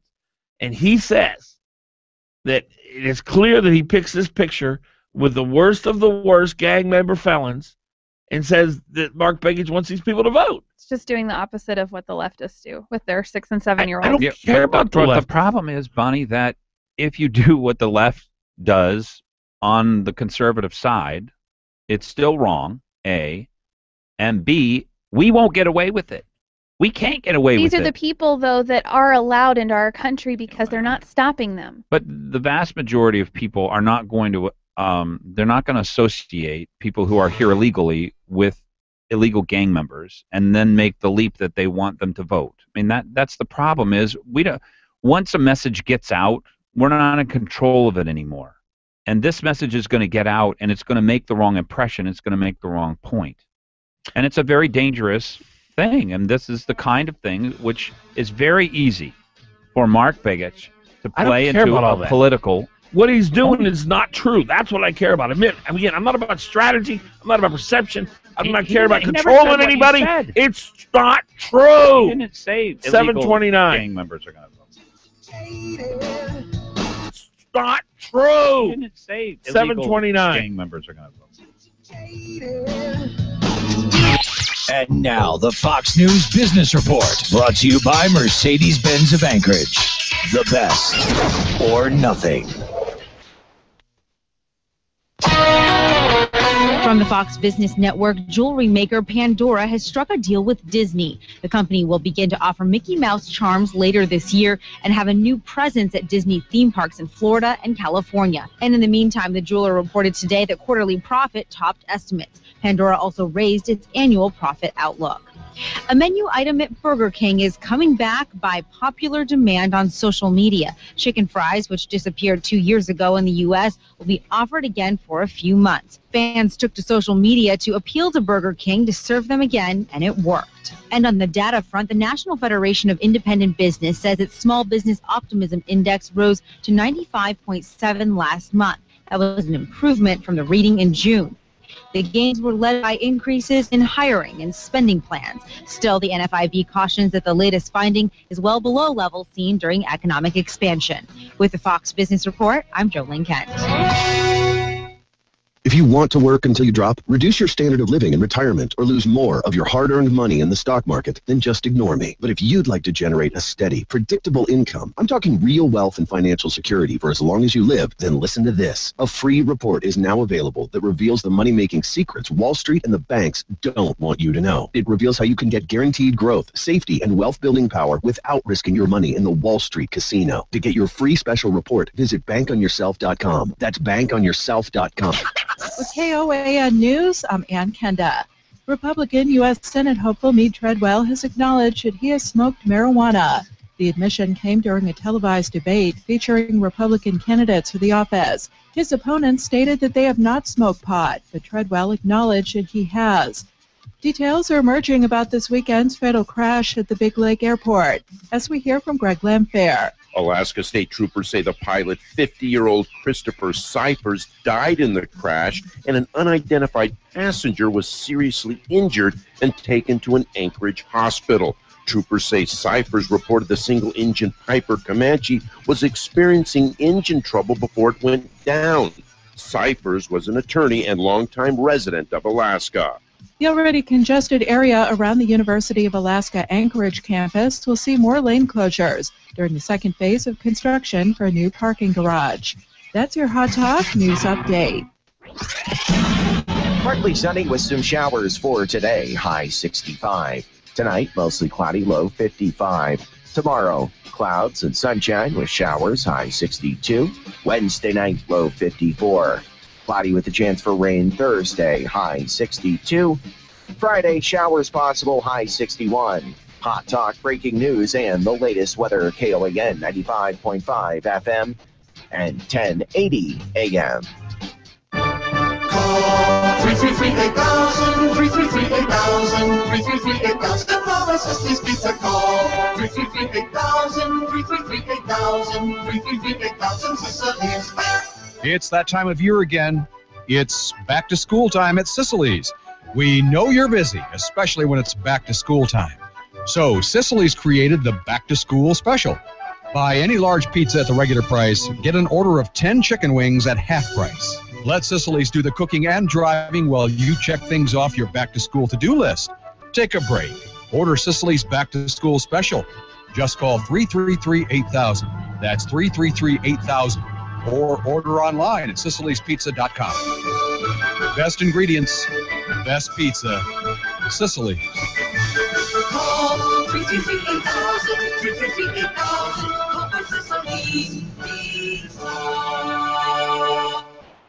Glenn, every once in a while you find a hidden gem right here in Anchorage. You're talking about the Snow Leopard Boutique. I am. Owner Eileen Bear has an amazing eye for beauty. For decorating ideas, it doesn't get any better than Snow Leopard Boutique. They have 2,400 square feet of everything you need to beautify yourself and your home. Glenn, I noticed a calming atmosphere the moment I walked in. Dan, how about those chocolate truffles? Yeah, and you can wash them down with a free latte. The Snow Leopard Boutique. At the corner of Tudor and Old Seward. 8 stars of gold on a field of blue.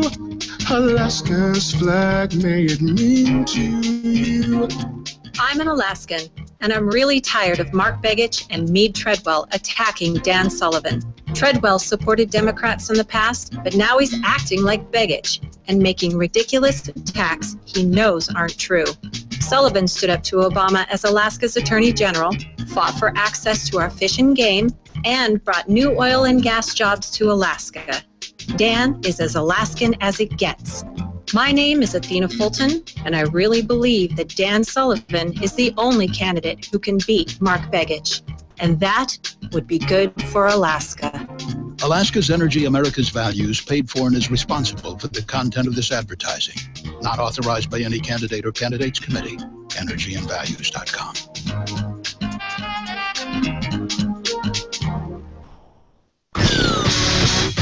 You're on with Fagan and Biegel. Weekday mornings from 6 to 9 a.m. on the Talk of the Valley, KVNT.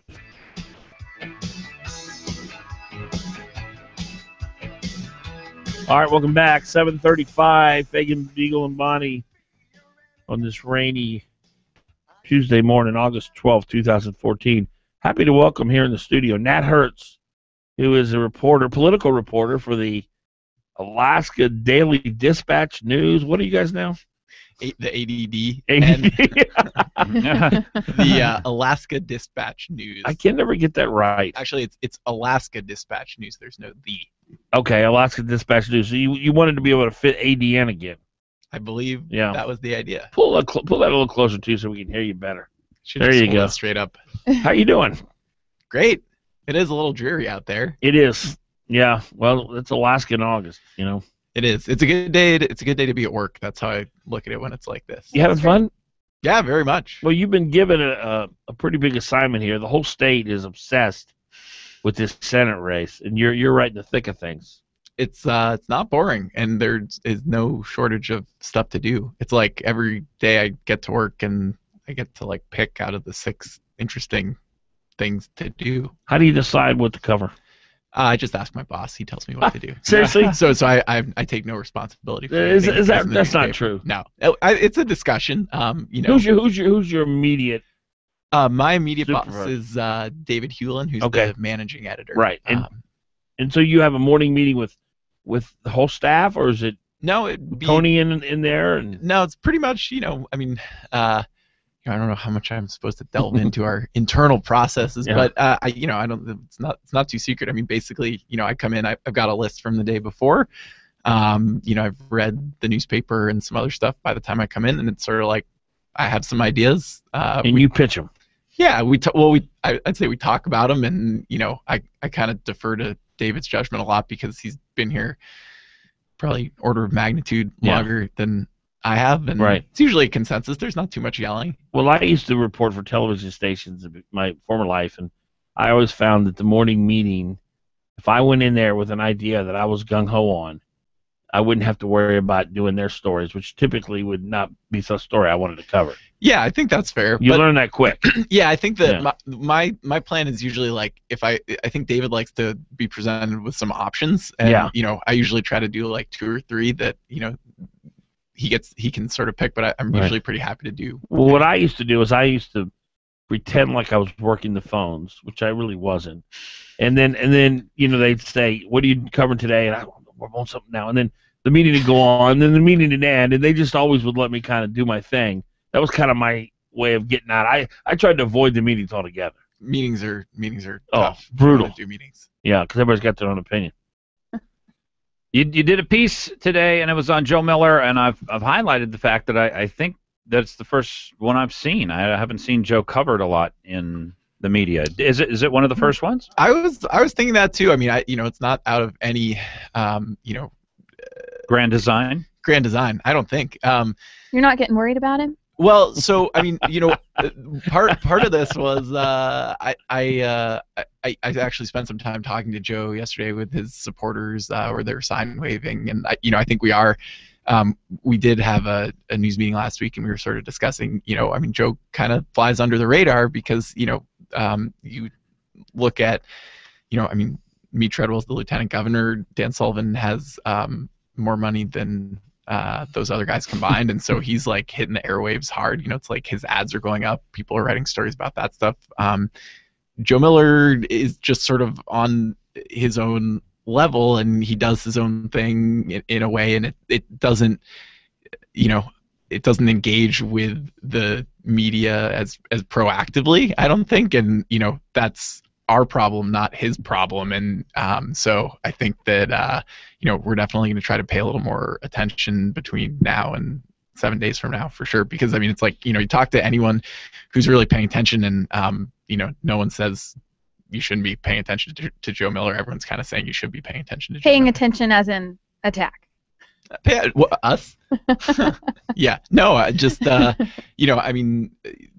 think people believe he has like really strong support among his base, and that no one should count him out. That's right. I don't know. I wasn't here in 2010 when there was that whole like really contentious Do you remember hearing about that? Oh, absolutely. From the other side of the world over there? I've watched the kind of, I think, delightful video of Tony getting handcuffed, and I'll bet. Rich Maurer with the video camera kind of like doing the dance with the security guard, and part of one of the things that we're trying to work on a story right now about Joe's campaign, and one of the sort of themes is like, he's presented a much more friendly and engaging and open side to the public and to the media, and I've had pretty friendly conversations. He hasn't tried to handcuff you yet? Not yet. I was sort of like, I was waiting yesterday, but we were sort of out. Har.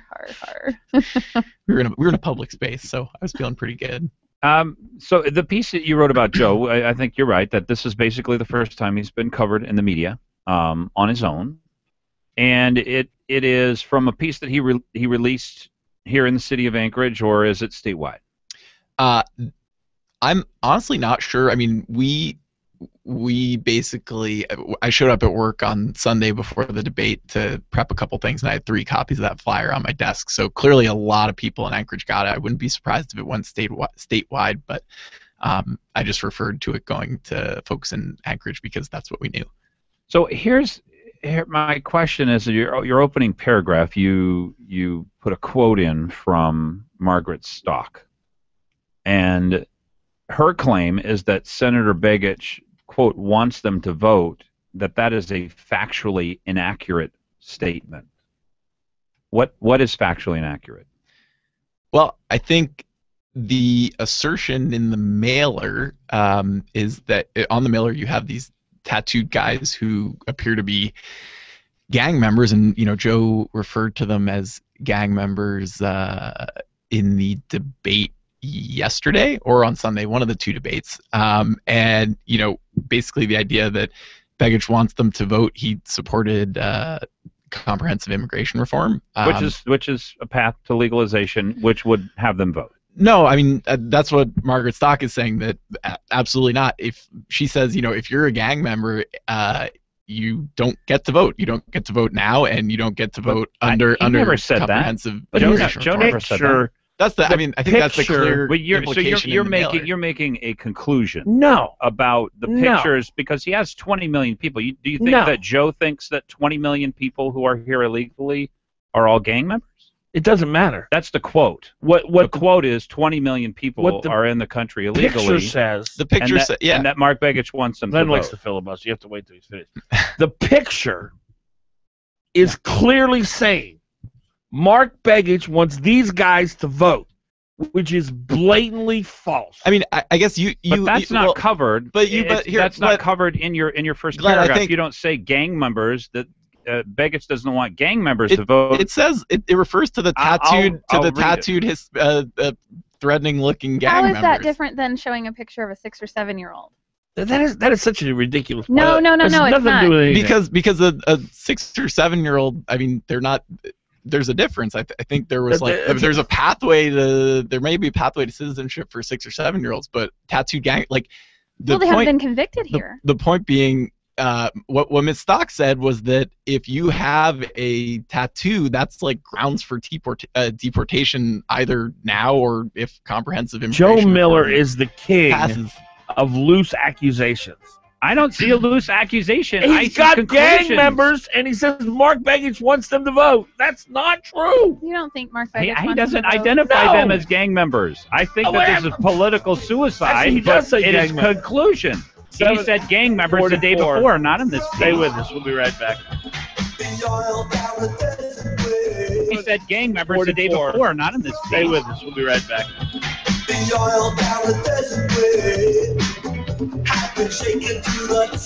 Don't just sit there. Give them a... You're on with Fagan and Biegel on the Talk of the Valley, KVNT, and online at 1020kvnt.com. When you open the door of a 2014 Mercedes-Benz E-Class, you're not just opening the door of one of the world's most advanced automobiles, you're opening the door to an entire automotive philosophy.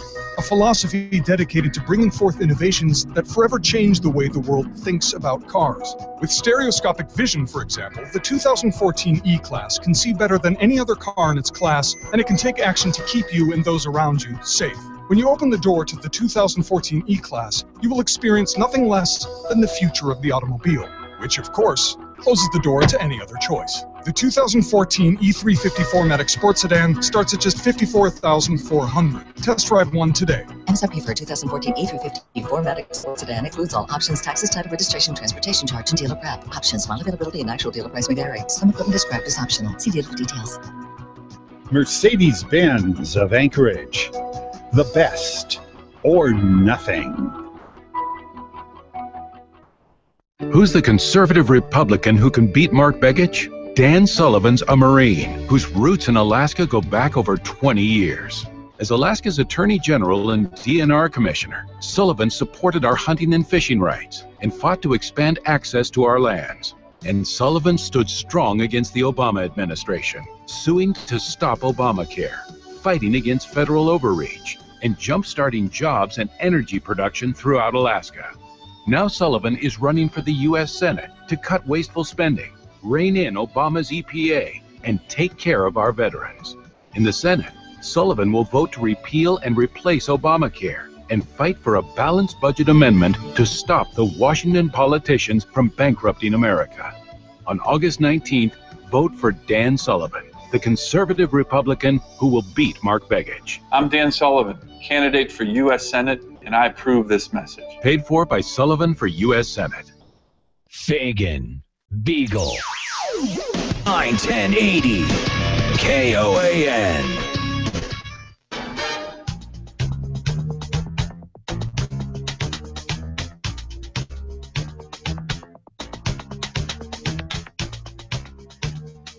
Bye. Okay. All right, 7:37. Glenn Biegel, Dan Fagan, Bonnie Cameron, Nat Hertz is here, who's walked into a buzzsaw. Good morning. I know, you guys could have at least like poured me a cup of coffee or something. I have some energy drink here, and it's Diet Cranberry. This has always been my problem with Joe Miller. Meade Treadwell says he votes for Lisa. All of a sudden, everything Lisa believes, Meade believes. Dan Sullivan, supported by the Alaska Chamber of Commerce. Everything the Chamber of Commerce stands for, Dan Sullivan mirrors exactly. That's how loose Joe Miller is with his accusations. It's no different from Mark Begich putting out his pro-choice ad I agree. on Mark TV Begich is with just the as women. bad. Yeah. I agree. So That's why your, not? That's your standard? Well, why not? Why not do it? Is that Jim or Joe We'll Miller? be just as inflammatory Joe as them. Miller? Jim Miller. Okay. I think we should just be just as inflammatory as them. There you do go. it. I'm Why tired not? of it. I'm tired of laying down and taking because it. we won't Who get cares away about with truth? it. Do you understand? This is totally an inflammatory Who piece. cares about accuracy? I don't like the first paragraph. That's all. Nat Hertz is here, and the poor guy walks into this buzzsaw. 569-1080 is the number. 569-1080. If you want to call us out in the valley, 357-5868. If you have a question for Nat Hertz, who is a reporter for the Anchorage Daily News Dispatch paper, let's go to Jim. Jim, you're on with Nat. Okay, well, actually, first I wanted to say thanks to Bonnie for standing up for Joe Miller. and her comments. And I love the flyer. I just got it yesterday in the mail, and I thought it was really right on. So it didn't offend me at all. But I am a Miller supporter. Do you think it could be offensive to people who could see it as either A, mischaracterizing who illegal immigrants are, or as threatening to illegal immigrants because it's got the Second Amendment tied to illegal immigration? You there? Yeah, I am. I'm just thinking about it. Do I think it could be offensive to them? I think they're already offended by Joe Miller. They tell me last time he ran, oh, he's crazy.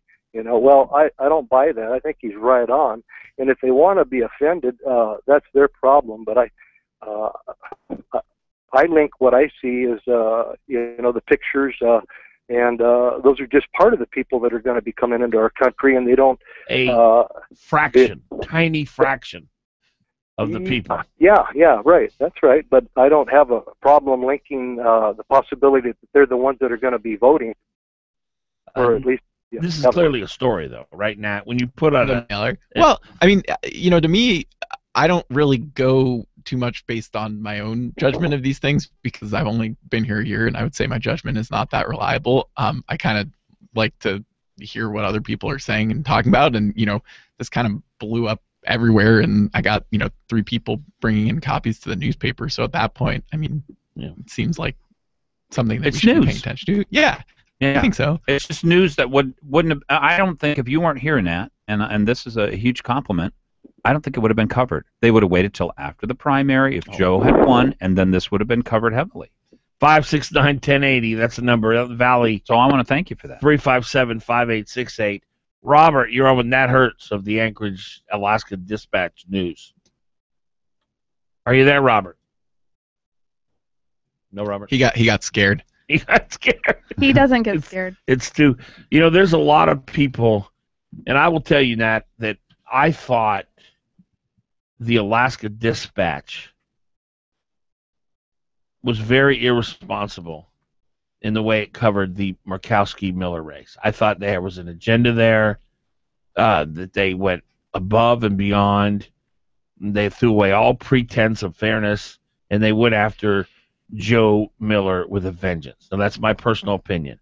I have not seen that with the merger of the two papers. I have not seen a real agenda-driven coverage from you or from other reporters during this political season. Now, that all could change when Begich gets in the race, because there is the preconceived notion by a lot of conservatives that those who work in journalism always favor the left of the... Are registered Democrats. Registered Democrats lean left of center. Well, yeah. I mean, I should say one thing. I mean, it's definitely not my place to sort of come here and be on the air and sort of let, I wasn't here in 2010. I can't speak too much for the coverage. I can speak for the people I work with and say that, I think that they are all, professionals, and, I'm sort of inclined to believe that, when they were doing that work in 2010, that they were doing what they believe to be responsible journalism, and I have no reason to really doubt that. And so, it's hard for me to sort of sit here on the air and sort of not push back a little bit. But I can also say, that's sort of how I see my job. I definitely have no agenda. You can look up my voter registration, and I'm looking forward to engaging with all the campaigns after this next Tuesday. Well, I will tell you, when I read your story about exposing the Begich ad, where the guy who claimed to be a Republican claimed all these things that weren't true, I think I said on the air the next day, I said, something is wrong with the universe. What is the Daily News, or whatever they're called now, doing this story? How can this possibly be? Because the old Anchorage Daily News under Pat Doherty, and I can tell you, there's no way they would have done that story. See, I disagree. I think, I mean, respectfully, I know the people that I work with there, and I don't doubt for a second that any of them would have done that same So check and come Nat, up with you the same had thing. to fight for that story. Not at all. I mean, we talked There were about it. 4 or 5 people who all wanted the story, and you're the one who out arm wrestled them to get it. No, it was like, I was covering Senate race type stuff, and so, I just made the check. How'd you figure out that this was so many false claims in that ad? Well, I mean, I don't know about I'm trying to remember the many false claims. I mean, the central one, I think, was, the guy saying he was a lifelong Republican. Right. Lisa Murkowski supporter. Look, yeah, well, so a couple things. I mean, I would say the letter that Senator Murkowski sent to via her lawyer. Yeah, via her lawyer. I mean, the stating that it was factually inaccurate. They took, I think you can argue that maybe there are some misrepresentations in the ad. Personally, well, I'm not supposed to, talk about my own opinions. I guess factually, I think you can also make the argument. I imagine you guys would probably make the argument too that you can be a lifelong Republican without being a registered Republican. But I think there's, an implication that comes across when you're saying that in an ad. Anyways, I can talk about, sort of what we did there was, you had Mr. Nelson making this claim, and I was like, well, we should check his voter registration. So first of all, his name was Skip in the ad, and had to figure out what his real first name was so we could look him up in the voter database. So is he an undeclared nonpartisan or Alaskan independent? No, he's like undeclared nonpartisan. Okay, so basically, just all we did was looked up his business in the registry of business. Registry of corporations, came up with his real name, looked him up on the voter rolls, which had him as undeclared, and then we just asked the state. And you did that on your own, or did they feed that to you? No one fed that to me. So you just on your own took the initiative. Mm-hmm. I mean, that's what reporters should do. I agree. I agree. He does agree. Yeah. But wouldn't it be nice if that happened more often? Again, so the Miller coverage, the Begich coverage, you're really establishing yourself as somebody, thankfully, frankly, from my point of view, who is so far outside of the political process that most people find themselves here, that you're doing the right kind of stories. I think you're doing stories that should be done. I appreciate that. I mean, I think one of the things that's been hard is sort of figuring out when you do engage with the political process, because you have so many people telling you so many different things, and a lot of times you want to ignore them because that's what you think that being a good reporter is doing. But there are also times when people are saying things that even if it's coming from like an opponent, it's still relevant and things that your readers should know. So that's more of a challenge. I know Amanda Coyne has told me that she has, and I'm sure you read her blog, but she is getting it from both sides. The pro Prop 1 people think she's turned and become a traitor, because I guess I've always perceived her to be left of center. Then of course the oil industry people think that she's against them, and I think the same is probably happening to you. You probably get a lot from both sides. I think anytime people are hassling you, that shows that you're not doing a it's bad a good job. sign. Yeah, it's a good sign. Absolutely. And that people are so emotional about their political affiliations, and I'm sure right now you probably get, every time you're around she heads up the Joe Miller cult in Alaska.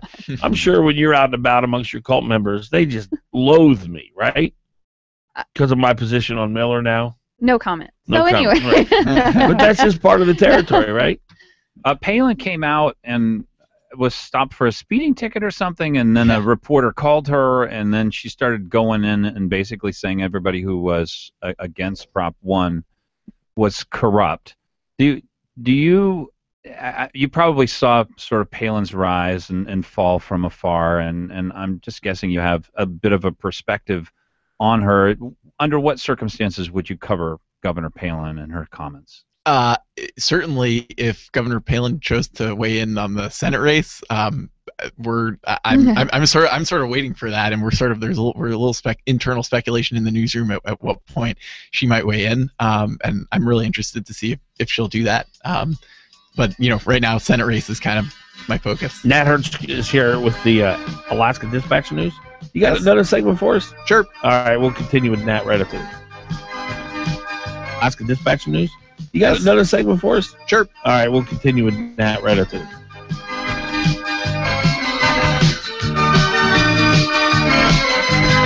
They put a parking lot on a piece of land. Hi, this is Herb Ekman of Alaska Sausage and raises millions of dollars in Martin. It's summer, the time for visits from friends and family.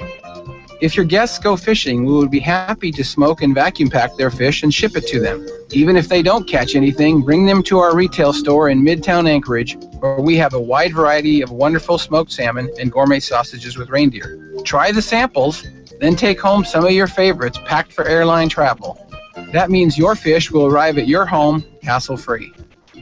And our retail store offers special European foods such as Hengstenberg sauerkraut, European jams like Mühlhauser Sauerkirsche, Kinder chocolates and marzipan, German breads like Schnittbrötchen and pretzel. We also have our own smoked salmon spread.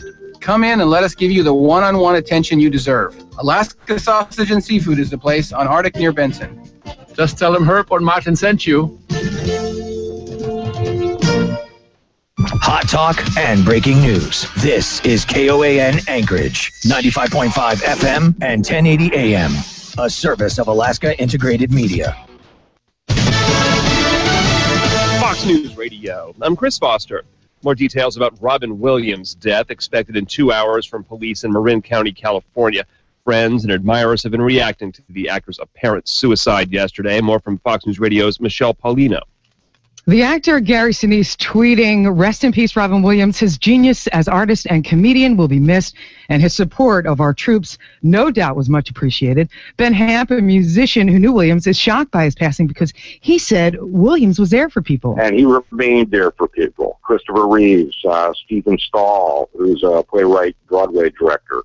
Here, Williams plays a neurologist in the film Awakening. The human spirit is more powerful than any drug.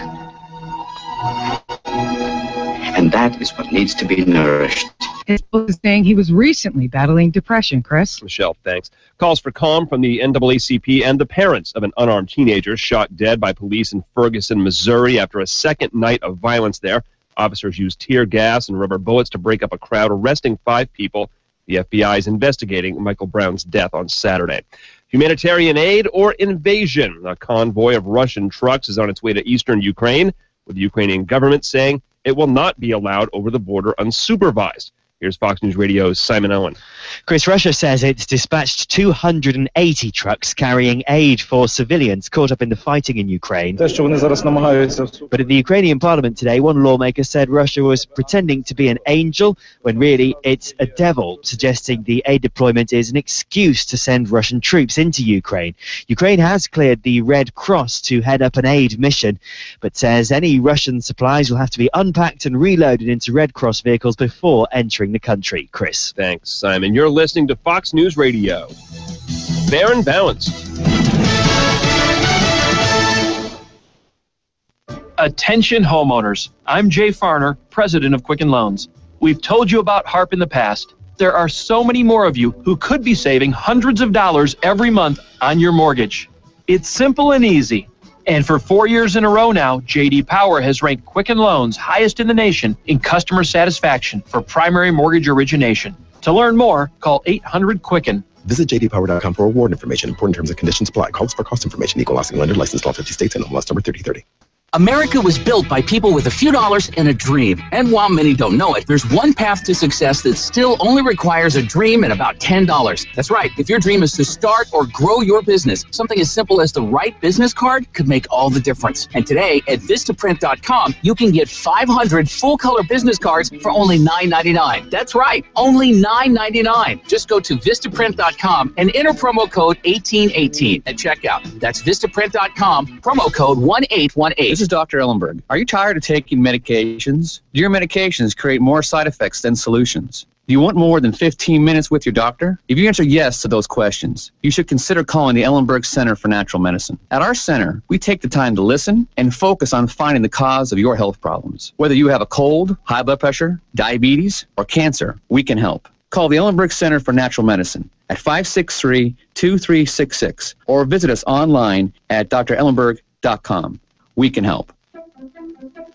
Hi, this is Lieutenant Governor Meade Treadwell, and I'm running for the U.S. Senate because the federal government spends too much, borrows too much, taxes too much, meddles too much, and snoops too much. Wow, Natalie, that's pretty good.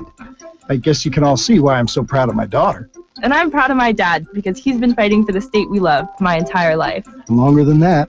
My dad's always amazed when my brothers and I remember the things he tells us. I don't know why. He says the same things over and over again. Yeah. Hey, speaking of which, did you put any gas in the car? On August 19th, please vote for my dad and send him to Washington. I'm Meade Treadwell, and I approve this message because the federal government spends too much. Borrows too much. Taxes too much. Metals too much. And snoops too much. You got it. Hey, seriously, did you put any gas in the car? Sorry, Dad, I'm late for a campaign thing. Natalie, come on. Paid for by Treadwell Alaska Committee. Paid for by Vote No on 1 Anchorage, Alaska 99509. Leslie Hajukovich, Bob Berto, Rick Meistrom, Linda Leary, and Rick Boyles, co-chairs, approve this message. Top contributors are BP Anchorage, Alaska, ConocoPhillips Anchorage, Alaska, and ExxonMobil Anchorage, Alaska. And supported by 500 Alaska small businesses, labor unions, native corporations, and community groups. And now a special announcement from U.S. Senator Lisa Murkowski and former Alaska Governor Tony Knowles. Tony and I are working together to defeat Ballot Measure 1. Some people say oil tax reform is about helping big oil companies. It's not. It's about our economic future as Alaskans who own the resources. Oil tax reform is not a partisan issue. It's a vote to protect Alaska jobs and grow our economy. After years of oil decline, oil tax reform is now working. Investment is up, and that means more oil production, more Alaska jobs, and more state revenue for education and essential services. Please vote no on August 19th and give oil tax reform a fair chance. When I grew up, I wanted to be a pro basketball player. An elementary school teacher. Oh, an Olympic gymnast. No matter what dream you choose or where you are in life, your local Country Financial representative offers helpful advice on everything from auto and home insurance to financial planning, education to retirement, and business insurance too, so that you can continue to grow and dream. For more information, visit countryfinancial.com or call 1-866-COUNTRY. Country Financial. Grow your own way. Hot Talk KOAN, man. You're on with Fagan and Biegel in the morning on the Talk of the Valley, KVNT. Well, you know I can be found sitting alone. 6 minutes past 8 o'clock. Fagan, Biegel, and Bonnie here on this 12th day of August. Don't forget about our friends Frank and Becky Earhart over at Earhart Roofing. Their son James are all about installing a roof for you that is going to last you a minimum of 50 years. Well, they guarantee it. If they install a roof for you at Earhart Roofing, you will be guaranteed that they will make sure that it will work for you for at least 50 years. And that's a pretty big deal. You know, the folks at Earhart Roofing, they started from scratch 42 years ago. Now they have 17 trucks, 60 employees. They're the best in town. And they're just a good family, good folks. Stop in the office. Becky's usually in the office.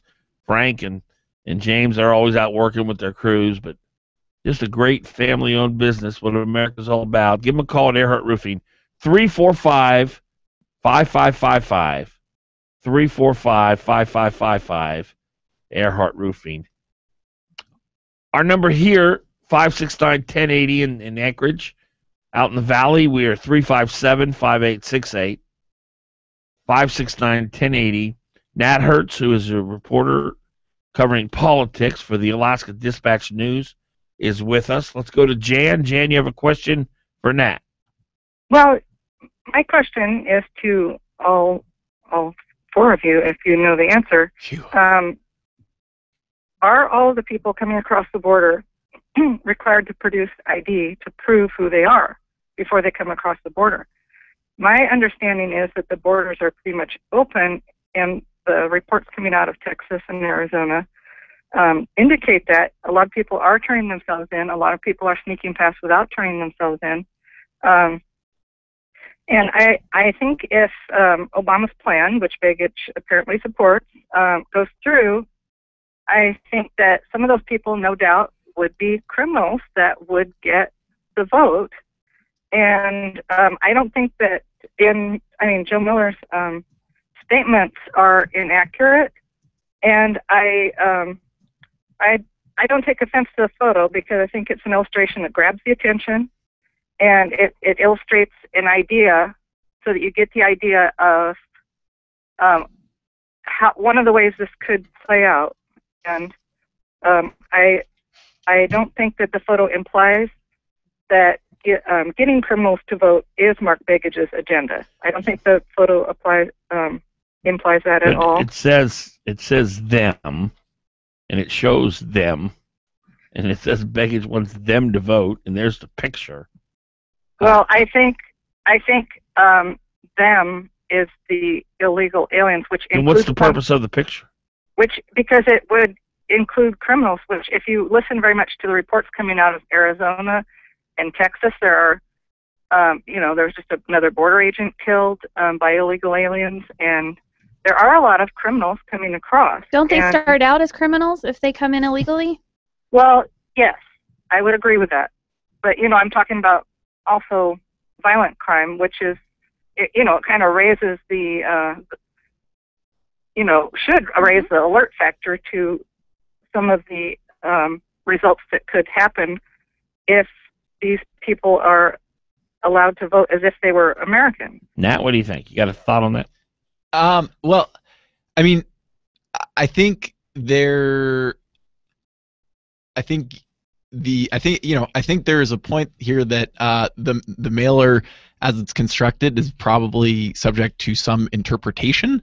And I think how you interpret it depends on who you are. And I think certainly a lot of our readers, and maybe our readers are not the same as your guys' listeners, interpreted the flyer as saying Begich wants them to vote, and them was referring to the pictures.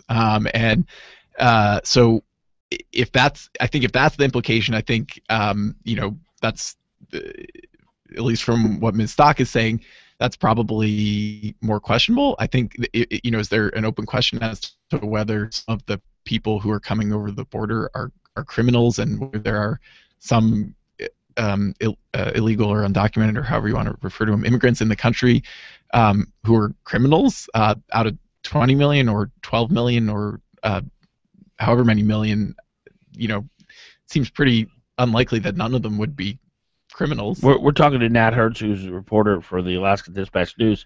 How have you done any reporting or tried to make sense of the polls?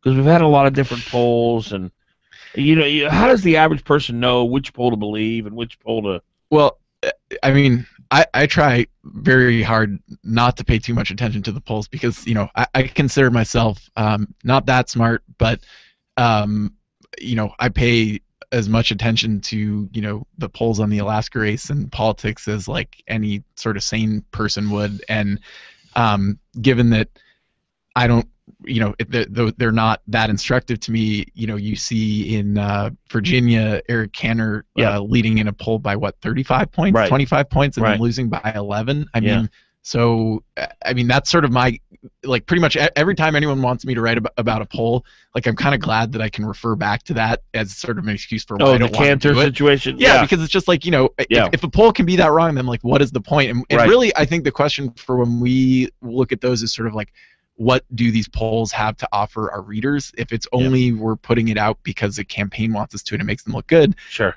we're not going to do it. If it's something that's nonpartisan, that has some news value, like, I mean, I think up until last week there hadn't been a nonpartisan poll on the race in literally a month, which is kind of crazy. I mean, I don't know, I haven't been here through a full Senate race, but it's like that's a long time not to have any information. So there are a couple that came out last week that we wrote about, but like, I don't know, I find it really interesting, going through this for the first time, sort of trying to figure out, how much time do you want to spend on the campaign versus on the issues versus like on the candidates? And I don't know, I sort of wish people would give us more feedback as to sort of, is the balance right? 569-1080 is the number. Talking to Nat Hertz with the Alaska Dispatch News. Ted, you're on with Nat.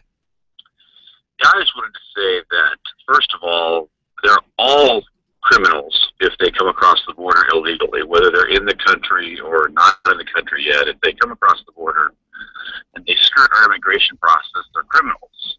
I didn't see the cartoon that you guys were talking about. I didn't see the flyer, and I'm not a Joe Miller supporter at this point. I've not decided who's going to get my vote.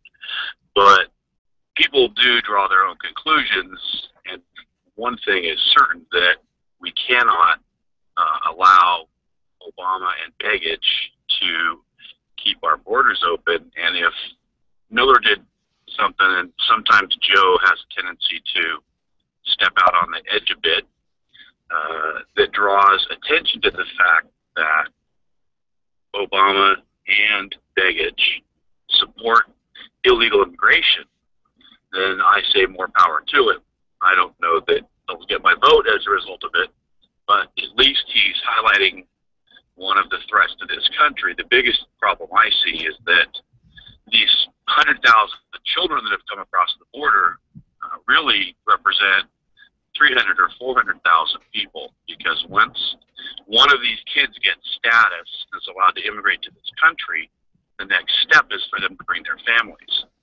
And then we have a real problem, because now we have 400,000 or 500,000 more people who immigrate to this country illegally. I appreciate your call, Ted. Nat Hertz, thanks so much for coming by. Thanks for having me, you guys. Appreciate it. Stay with us, folks. 8:14. Bear Dan Sullivan will be up in a little bit. And Nat Hertz, thanks so much for coming by. Thanks for having me, you guys. Appreciate it. Stay with us, folks. You're on with Fagan and Biegel. Give them a call. 569-1080. KOAN. 10.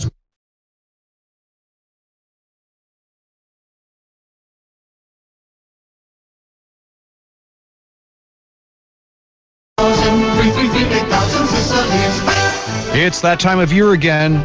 It's back to school time at Sicily's. We know you're busy, especially when it's back to school time. So Sicily's created the back to school special. Buy any large pizza at the regular price, get an order of 10 chicken wings at half price. Let Sicily's do the cooking and driving while you check things off your back to school to-do list. Take a break. Order Sicily's back to school special. Just call 333-8000. That's 333-8000. Or order online at SicilysPizza.com. Best ingredients, best pizza, Sicily's. Call 333-8000, 333-8000, call for Sicily's Pizza. Joe Miller, family man, decorated combat veteran, judge, conservative leader. I'm running for U.S. Senate because I am a believer. I believe government should balance its budget just like our families do. That's why I support balancing the budget by law, so we stop Washington politicians from looting the Treasury. I believe in the rule of law. That's why I support the aggressive enforcement of America's immigration laws, and why I oppose amnesty for illegal immigrants.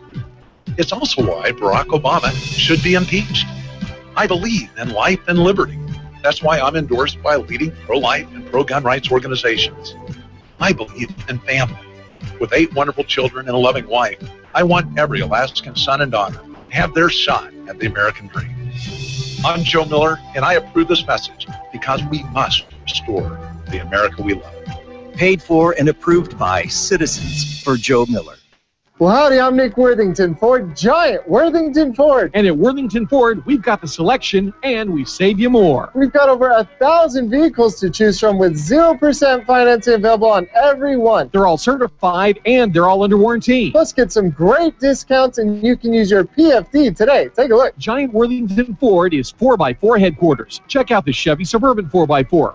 For $99.50, or this Ford F-150 4x4 for $14.9. Here's a Volkswagen Beetle, only $59.50. Here's a Chevy Impala, only $59.50. So come on by and take a test drive. Remember, 0% financing is available on all vehicles, and you can use your PFD today. You don't have to wait. It's Giant Worthington Ford on Gamble, open till midnight.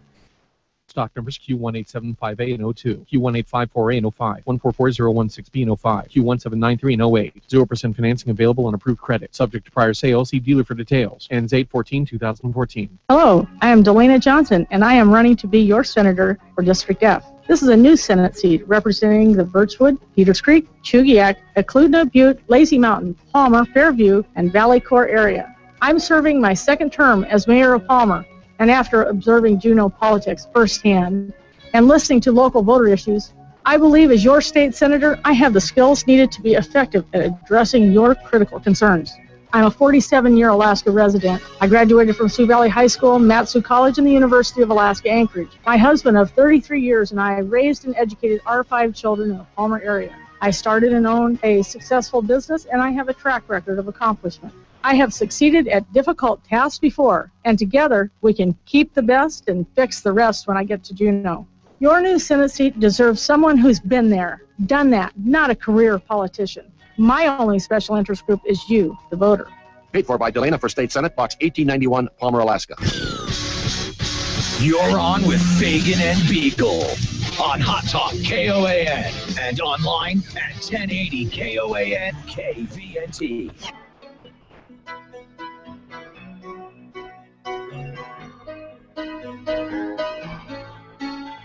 All right, 8:19.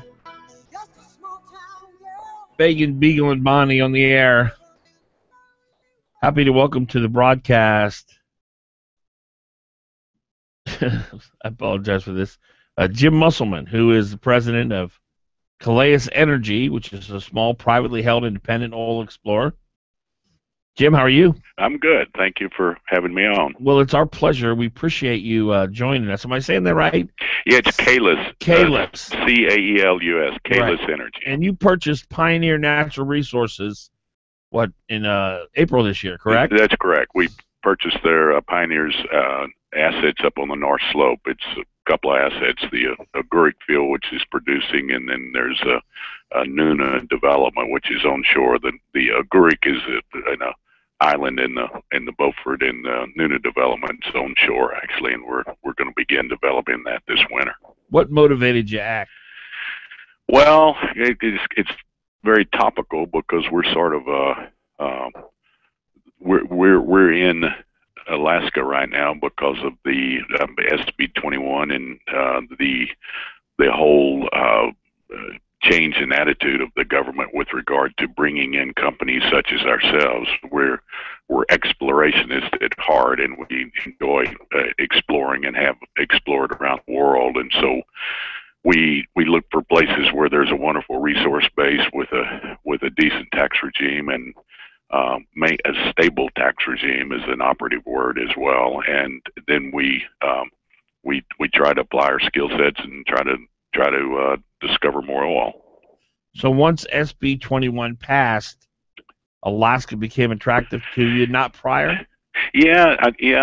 Honestly, it was not on my radar really until this past year, and I started looking at it, and the attitude changed, because I think I, like a lot of people in the lower 48 or in the industry, had the predisposition that the state of Alaska was a difficult place to do business government-wise.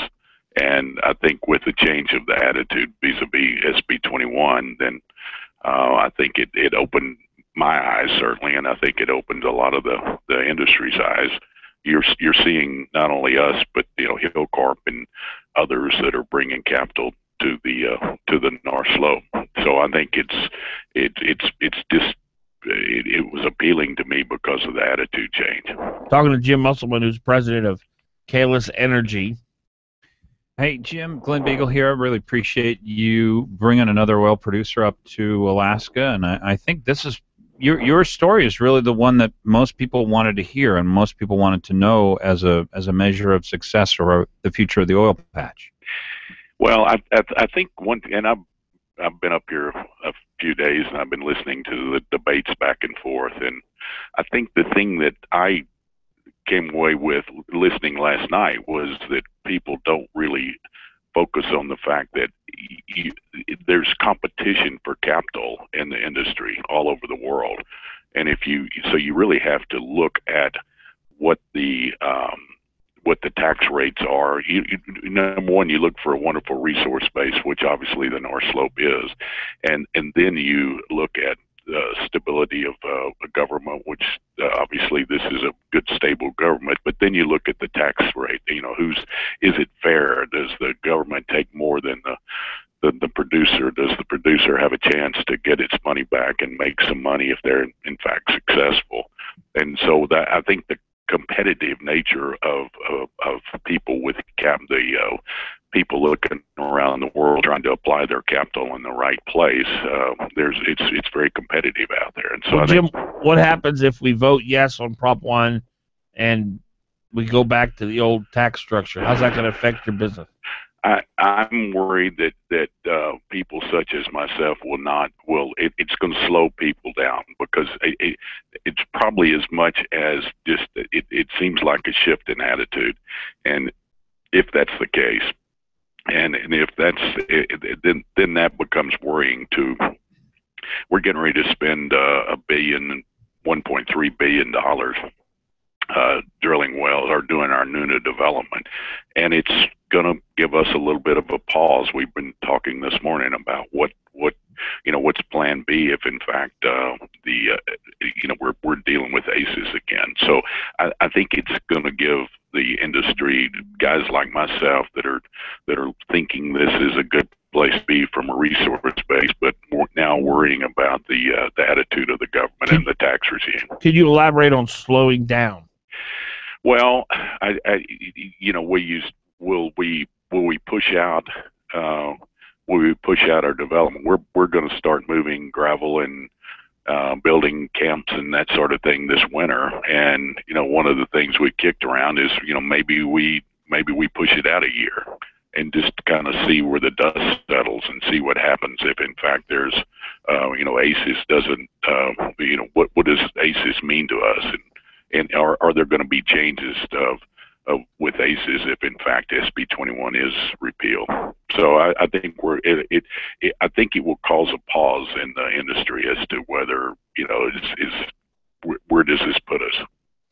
We're talking with Jim Musselman, and he's with KOAN Energy, and they took over Pioneer, which a lot of people probably recognize Pioneer. They were a potential new producer up on the North Slope. It sounds like your company's going to take that over for us. Did we experience a reduction in the decline of oil production on the North Slope, in your view? And if we did, why did we? Well, as you know, the pipeline was full for a number of years, and it's generally been perceived as the province of major oil companies, ConocoPhillips, BP, Exxon, etc. And I think that again, if I had to say, I think that they've probably pulled back on some of their budgets, and the major companies haven't spent as much capital perhaps as they could have under ACES that caused them to pull back. Yeah, right? yeah. But so it looked like the decline stopped over the last year.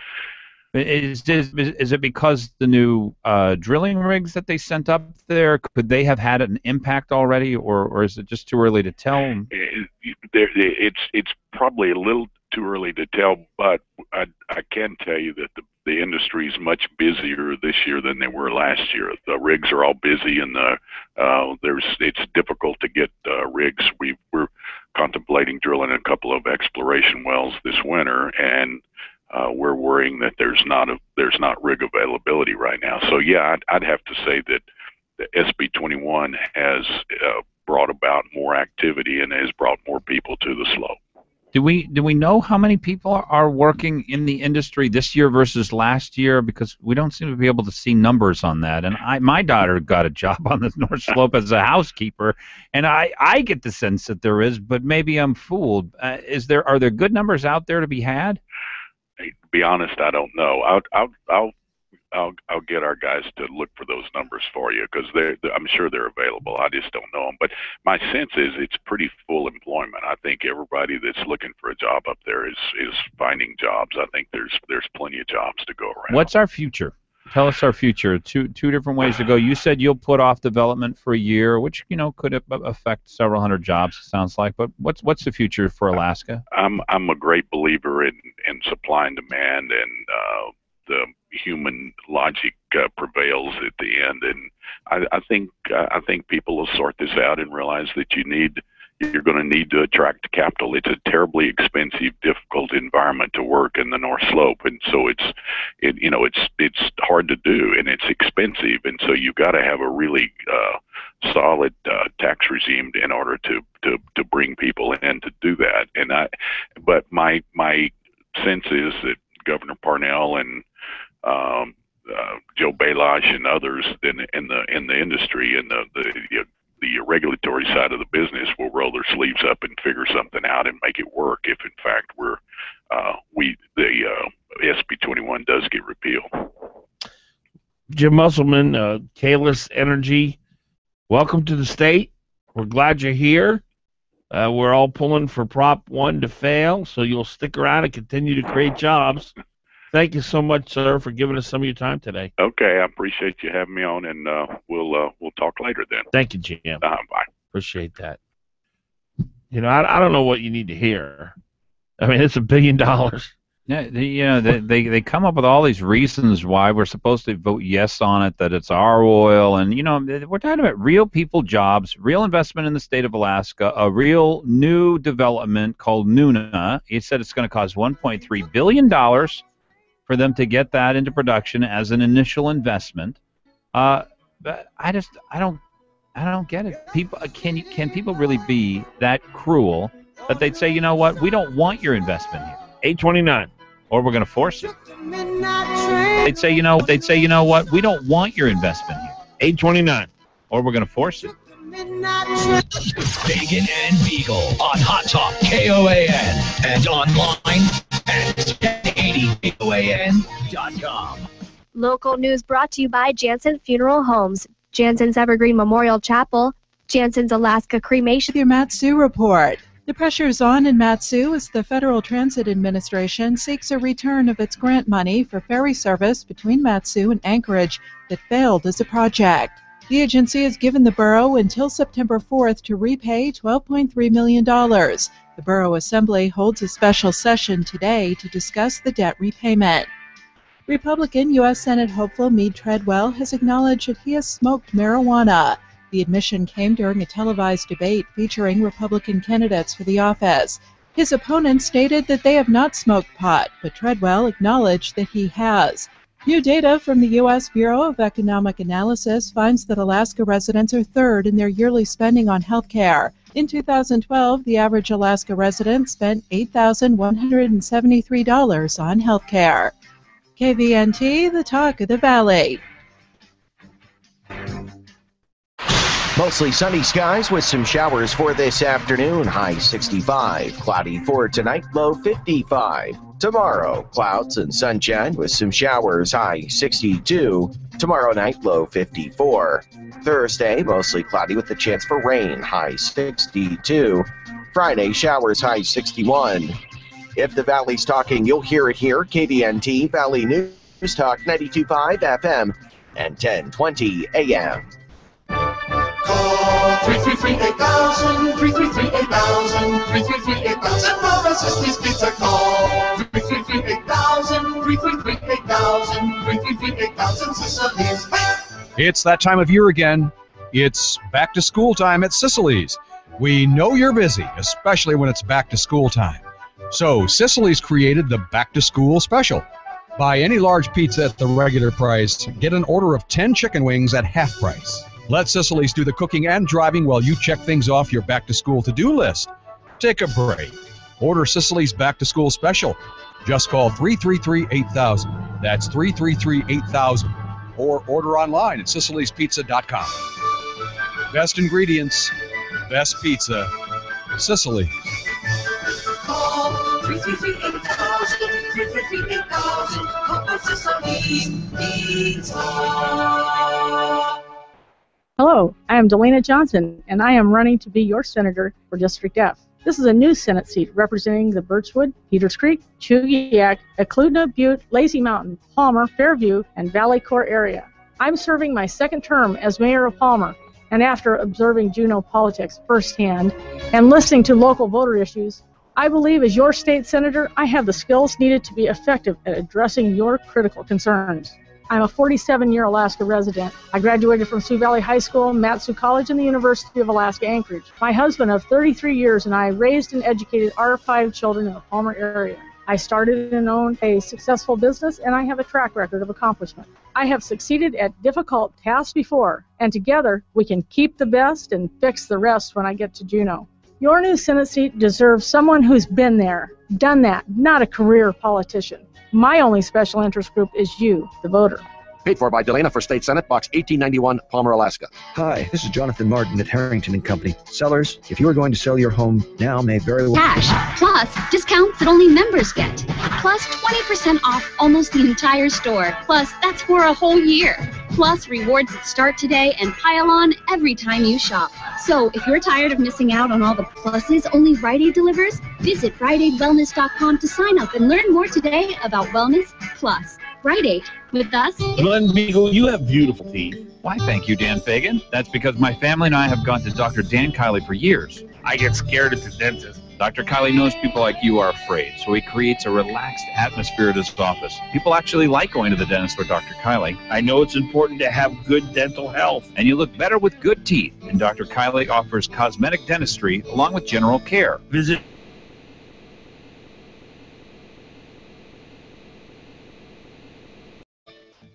Stars of gold on a field of blue. Alaska's flag, may it mean to you. I'm an Alaskan, and I'm really tired of Mark Begich and Meade Treadwell attacking Dan Sullivan. Treadwell supported Democrats in the past, but now he's acting like Begich and making ridiculous attacks he knows aren't true. Sullivan stood up to Obama as Alaska's Attorney General, fought for access to our fish and game, and brought new oil and gas jobs to Alaska. Dan is as Alaskan as it gets. My name is Athena Fulton, and I really believe that Dan Sullivan is the only candidate who can beat Mark Begich, and that would be good for Alaska. Alaska's Energy, America's Values, paid for and is responsible for the content of this advertising. Not authorized by any candidate or candidates committee. EnergyandValues.com.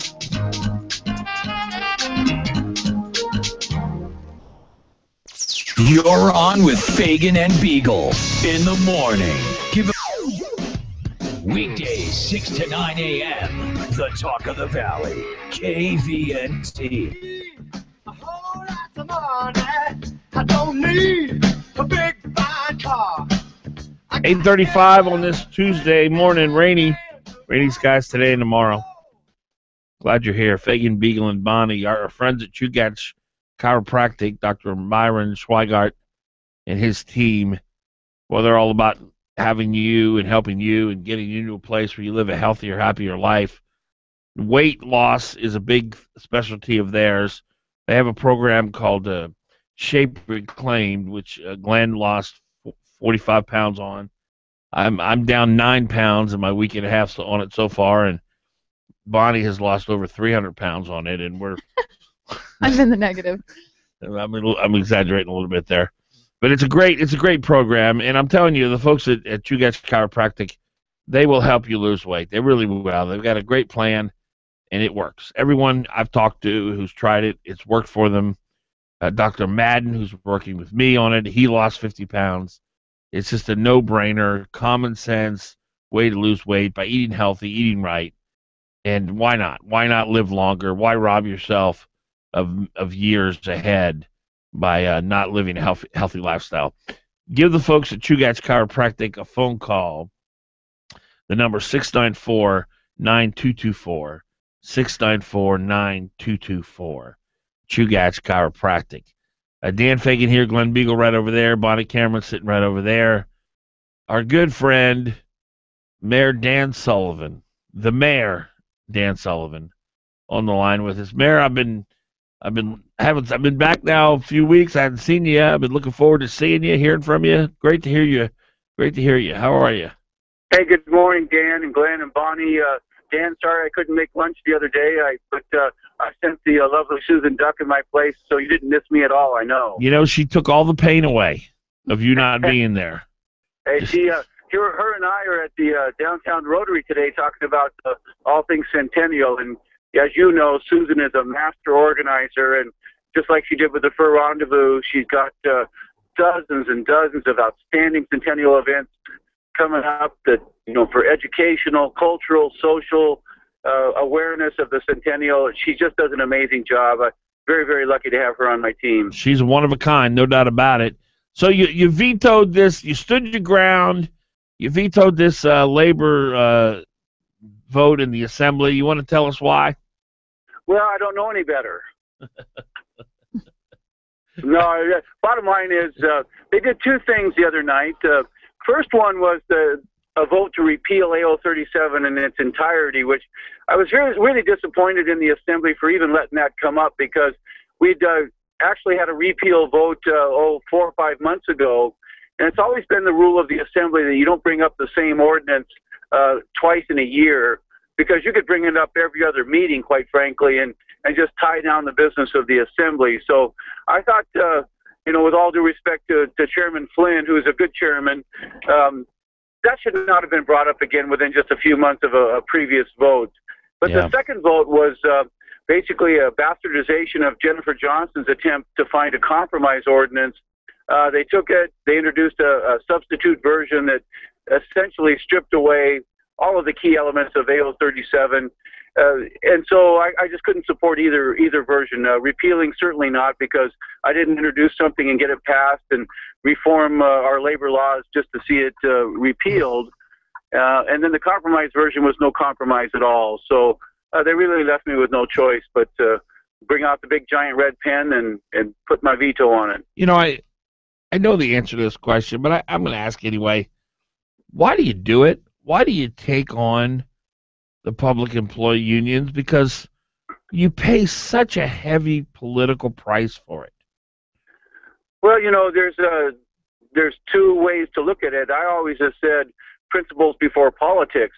Is it politically expedient to do certain things that violate your principles? If you think that way, then you shouldn't be in public service, I don't think. And when we see that a lot, I mean, not only locally, but state level, national level, where what's politically expedient violates people's principles. And, that's not a way to go through life. I've always thought, if you don't get reelected because you stood by your principles, then, hey, guess what? There's a lot of things to do in life. And it's like my campaign theme is, I'm doing this so you don't have to. Yeah. Mayor, they've done it again. Piece by Devin Kelly in the Alaska Dispatch News today. Anchorage mayor vetoes repeal of controversial labor law. Here's the difficulty that I have, and I don't really know what the rules are. Dan probably knows the rules better than me. Saying it's controversial to me says it's wrong. Always, it's a tool of journalists. If they throw controversial in the first sentence, they don't like the law. Okay. Well, the difficulty I had with it is, if you could just give us, I think there are 5 primary things that this law does. And I don't mean to call you, maybe, I don't know if you stood and studied these things. I remembered 4 of them. I have them at my fingertips at all times, Glenn. But this is why I have such a difficulty, because what the mayor's about to say, it's difficult for me to believe that the reporter's going to be fair here, given the fact that they've given away their position in the title of the article. But tell us what this law is about.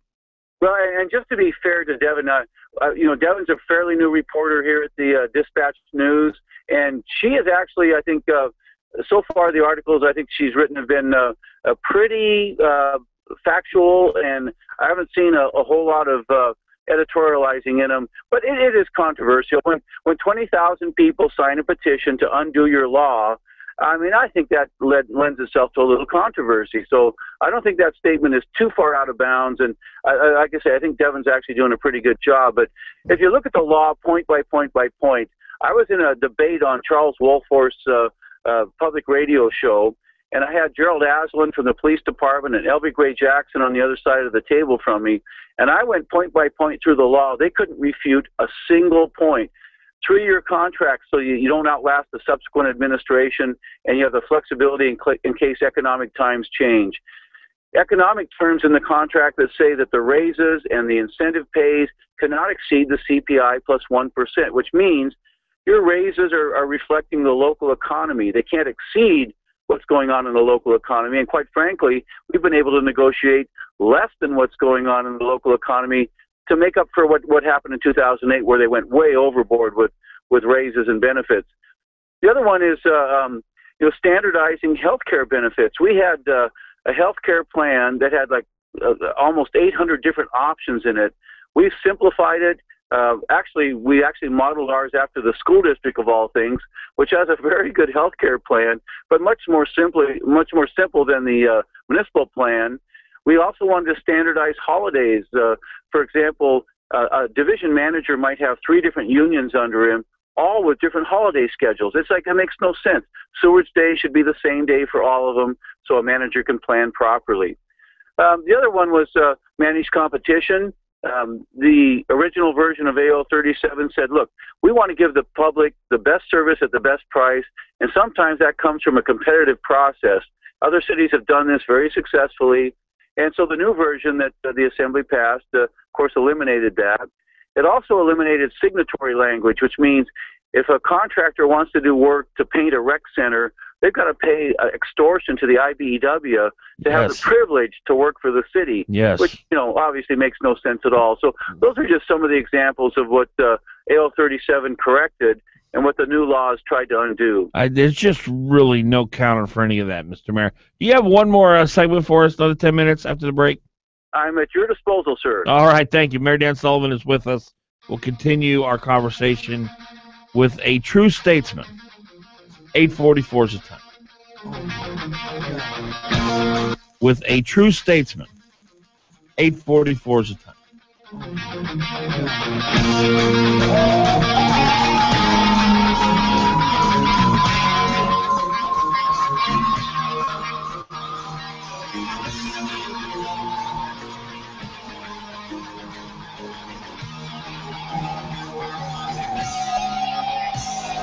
Don't just sit there.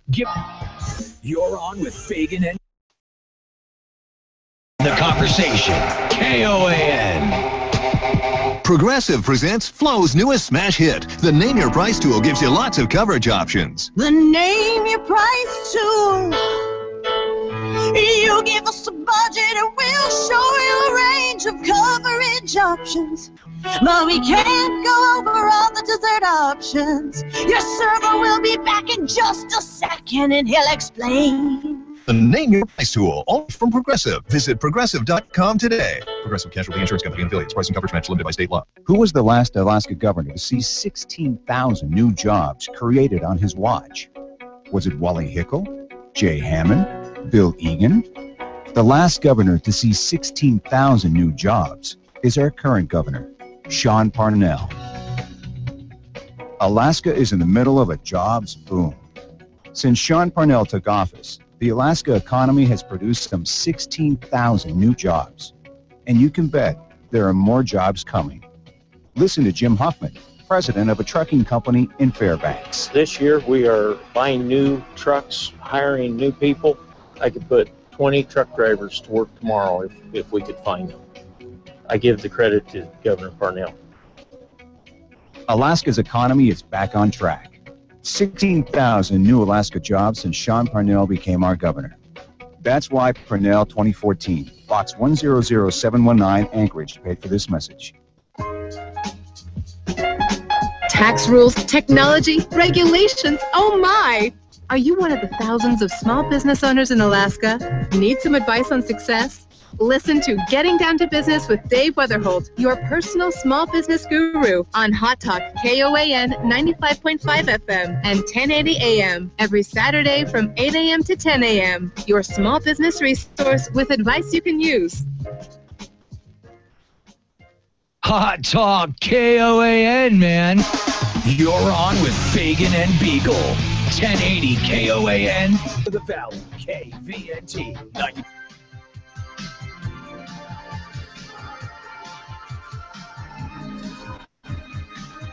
$8.47. Don't forget our good friend Ali Sheik over at Payless Car Sales. Ali has an incredible amount of inventory for you to choose from in his entry-level luxury used car dealership. He's now the fastest-growing car dealer in Anchorage. Payless Car Sales right over there on 5th Avenue, 919 East 5th Avenue. Go in and see Ali. Tell him Glenn and I sent you, and he will treat you right. He'll put you in a vehicle, and it won't cost you an arm or a leg. He's really a good guy, and he'll take care of you. Payless Car Sales, 919 East 5th Avenue. We're talking to Mayor Dan Sullivan. Hi, Mayor Dan. Howdy. How are you? I'm having way too much fun. Oh, good. I consider myself not very knowledgeable on this subject, but you just covered some of the good aspects of the law. But I have a friend at APD. She's a very, very close friend of mine, and she's basically turned into a liberal over all this. And I just want to know what I can say to her other than you're just trying to protect the interests of the taxpayer, because that's all I know really about it, is that you're really doing what's best for the Anchorage taxpayer. But that is not very much substance, and I'm not really sure what to say to defend you. Well, bottom line is, as I just outlined to the listeners a few moments ago, there's 5 or 6 key points of the labor law that we implemented back in 2013. And when I've been in debates with the police union representative Gerald Aslan and Elvie Gray Jackson on public radio, they couldn't dispute a single point of what I've just outlined. I mean, for example, your raises shouldn't exceed what's going on in the local economy. You're asking, a couple 100,000 taxpayers to pay for public employee wage increases that may often exceed what they're getting in the private sector. And so to say that it should be limited to the local economy based on the CPI, that just makes common sense. And things like having standardized health care benefits and holidays and the definition of overtime, all that sort of stuff, they really can't refute any of the specific points. They always come back to, well, it was drafted in secret. Well, the bottom line is most laws, when they're drafted, it's internal work product. It becomes public when you lay it on the table. And in this particular case, the law had 5 assembly work sessions, more than any other bill ever introduced in the assembly. And it had 20 hours of public testimony, more than any other ordinance ever discussed before the assembly. So the public process was good. The specifics of the law are irrefutable. And, I don't want you to have to get into an extended debate with your friends about this, but bottom line is I'm trying to find a balance between what's fair for the employees, but what's fair for the taxpayer that pays those salaries and benefits. And I think AL 37 found that balance. The bottom line is it comes down to kind of a power struggle. The unions had a lot of power under the previous administration. Maybe not so much under this administration. They don't like that. Well, and isn't that you're trying to undo something that was done in secret, too, with Mark Begich? Oh, absolutely. And what people forget, and I should hammer this a little bit more, but on like, I think almost 80 occasions, Mayor Begich and the unions amended their contracts, which by law had to go to the assembly for approval, and they never took them to the assembly. Basically, they violated the law dozens and dozens and dozens of times by amending contracts and not taking to the assembly, because when you amend a contract at a significant level and reach into the public pocket, that needs a public discussion and a public vote by the assembly, and they broke the law. And the unions were complicit in it. Not a single union member came to me when I was chair of the assembly and said, I'm a little concerned. These contract amendments should be coming to you guys. So when they try and take the moral high ground about AL 37, they've got no ground to stand on. Mayor Sullivan, we're talking to Anchorage Mayor Dan Sullivan. On a federal level, I've seen reports that the average federal employee makes, on average, about 35% more than the private sector employee with comparable jobs, and that, of course, is including salary and benefits and pensions. Do you know what that number is in Anchorage? As far as what the average municipal employee makes? Compared to comparable jobs in the private sector. I think it's gotten to the point where it exceeds comparable jobs. In fact, it's my understanding that the Alaska Policy Forum is putting out an insert in tomorrow's newspaper that shows all the wages and benefit totals for every municipal employee. And I think people are going to be a little bit shocked when they see those numbers, because public service is always about, you go into public service because, quite frankly, you know that you're not going to make the same wages that the private sector is going to make, but you got good job security and the benefits are pretty solid. It's gotten way, way beyond that point, and I think people are going to be shocked, essentially, when they see the numbers tomorrow. We're headed into an election. Could you explain to us what will happen if you're elected lieutenant governor, and give us a little solace, maybe, or maybe scare us if you are? Well, one of the downsides of running for lieutenant governor is that I do have to leave being mayor a few months early. Now, I would be termed out anyway, so it's not like that wasn't inevitable. but I love my job. I love serving the people of Anchorage, and that's going to be maybe the hardest thing I've ever had to do in my entire life is walk out of City Hall a couple months earlier than I could have if I didn't run for lieutenant governor. But again, I would be termed out a few months later, and isn't that going to present a real danger to what the work you've done with Patrick Flynn now as mayor, assuming that's what happens? But what you'll leave is probably a 5-5 split on the assembly, which Mayor Clayman found the same situation. You really can't get a whole lot done in 5 or 6 months. But isn't it true? All you got to do is peel off one member now, and you could really undo a lot of what you've done. I don't think so. I just really think there'll be a good legislative gridlock, which in government sometimes is a pretty good thing. In 6 months, by the time you craft something, introduce it, get the public process, it goes really quick, Dan. And I don't think you'll see any radical change. If it is Patrick Flynn, there's talk about they might reorganize before, after I'm elected, if I'm elected, after I'm elected.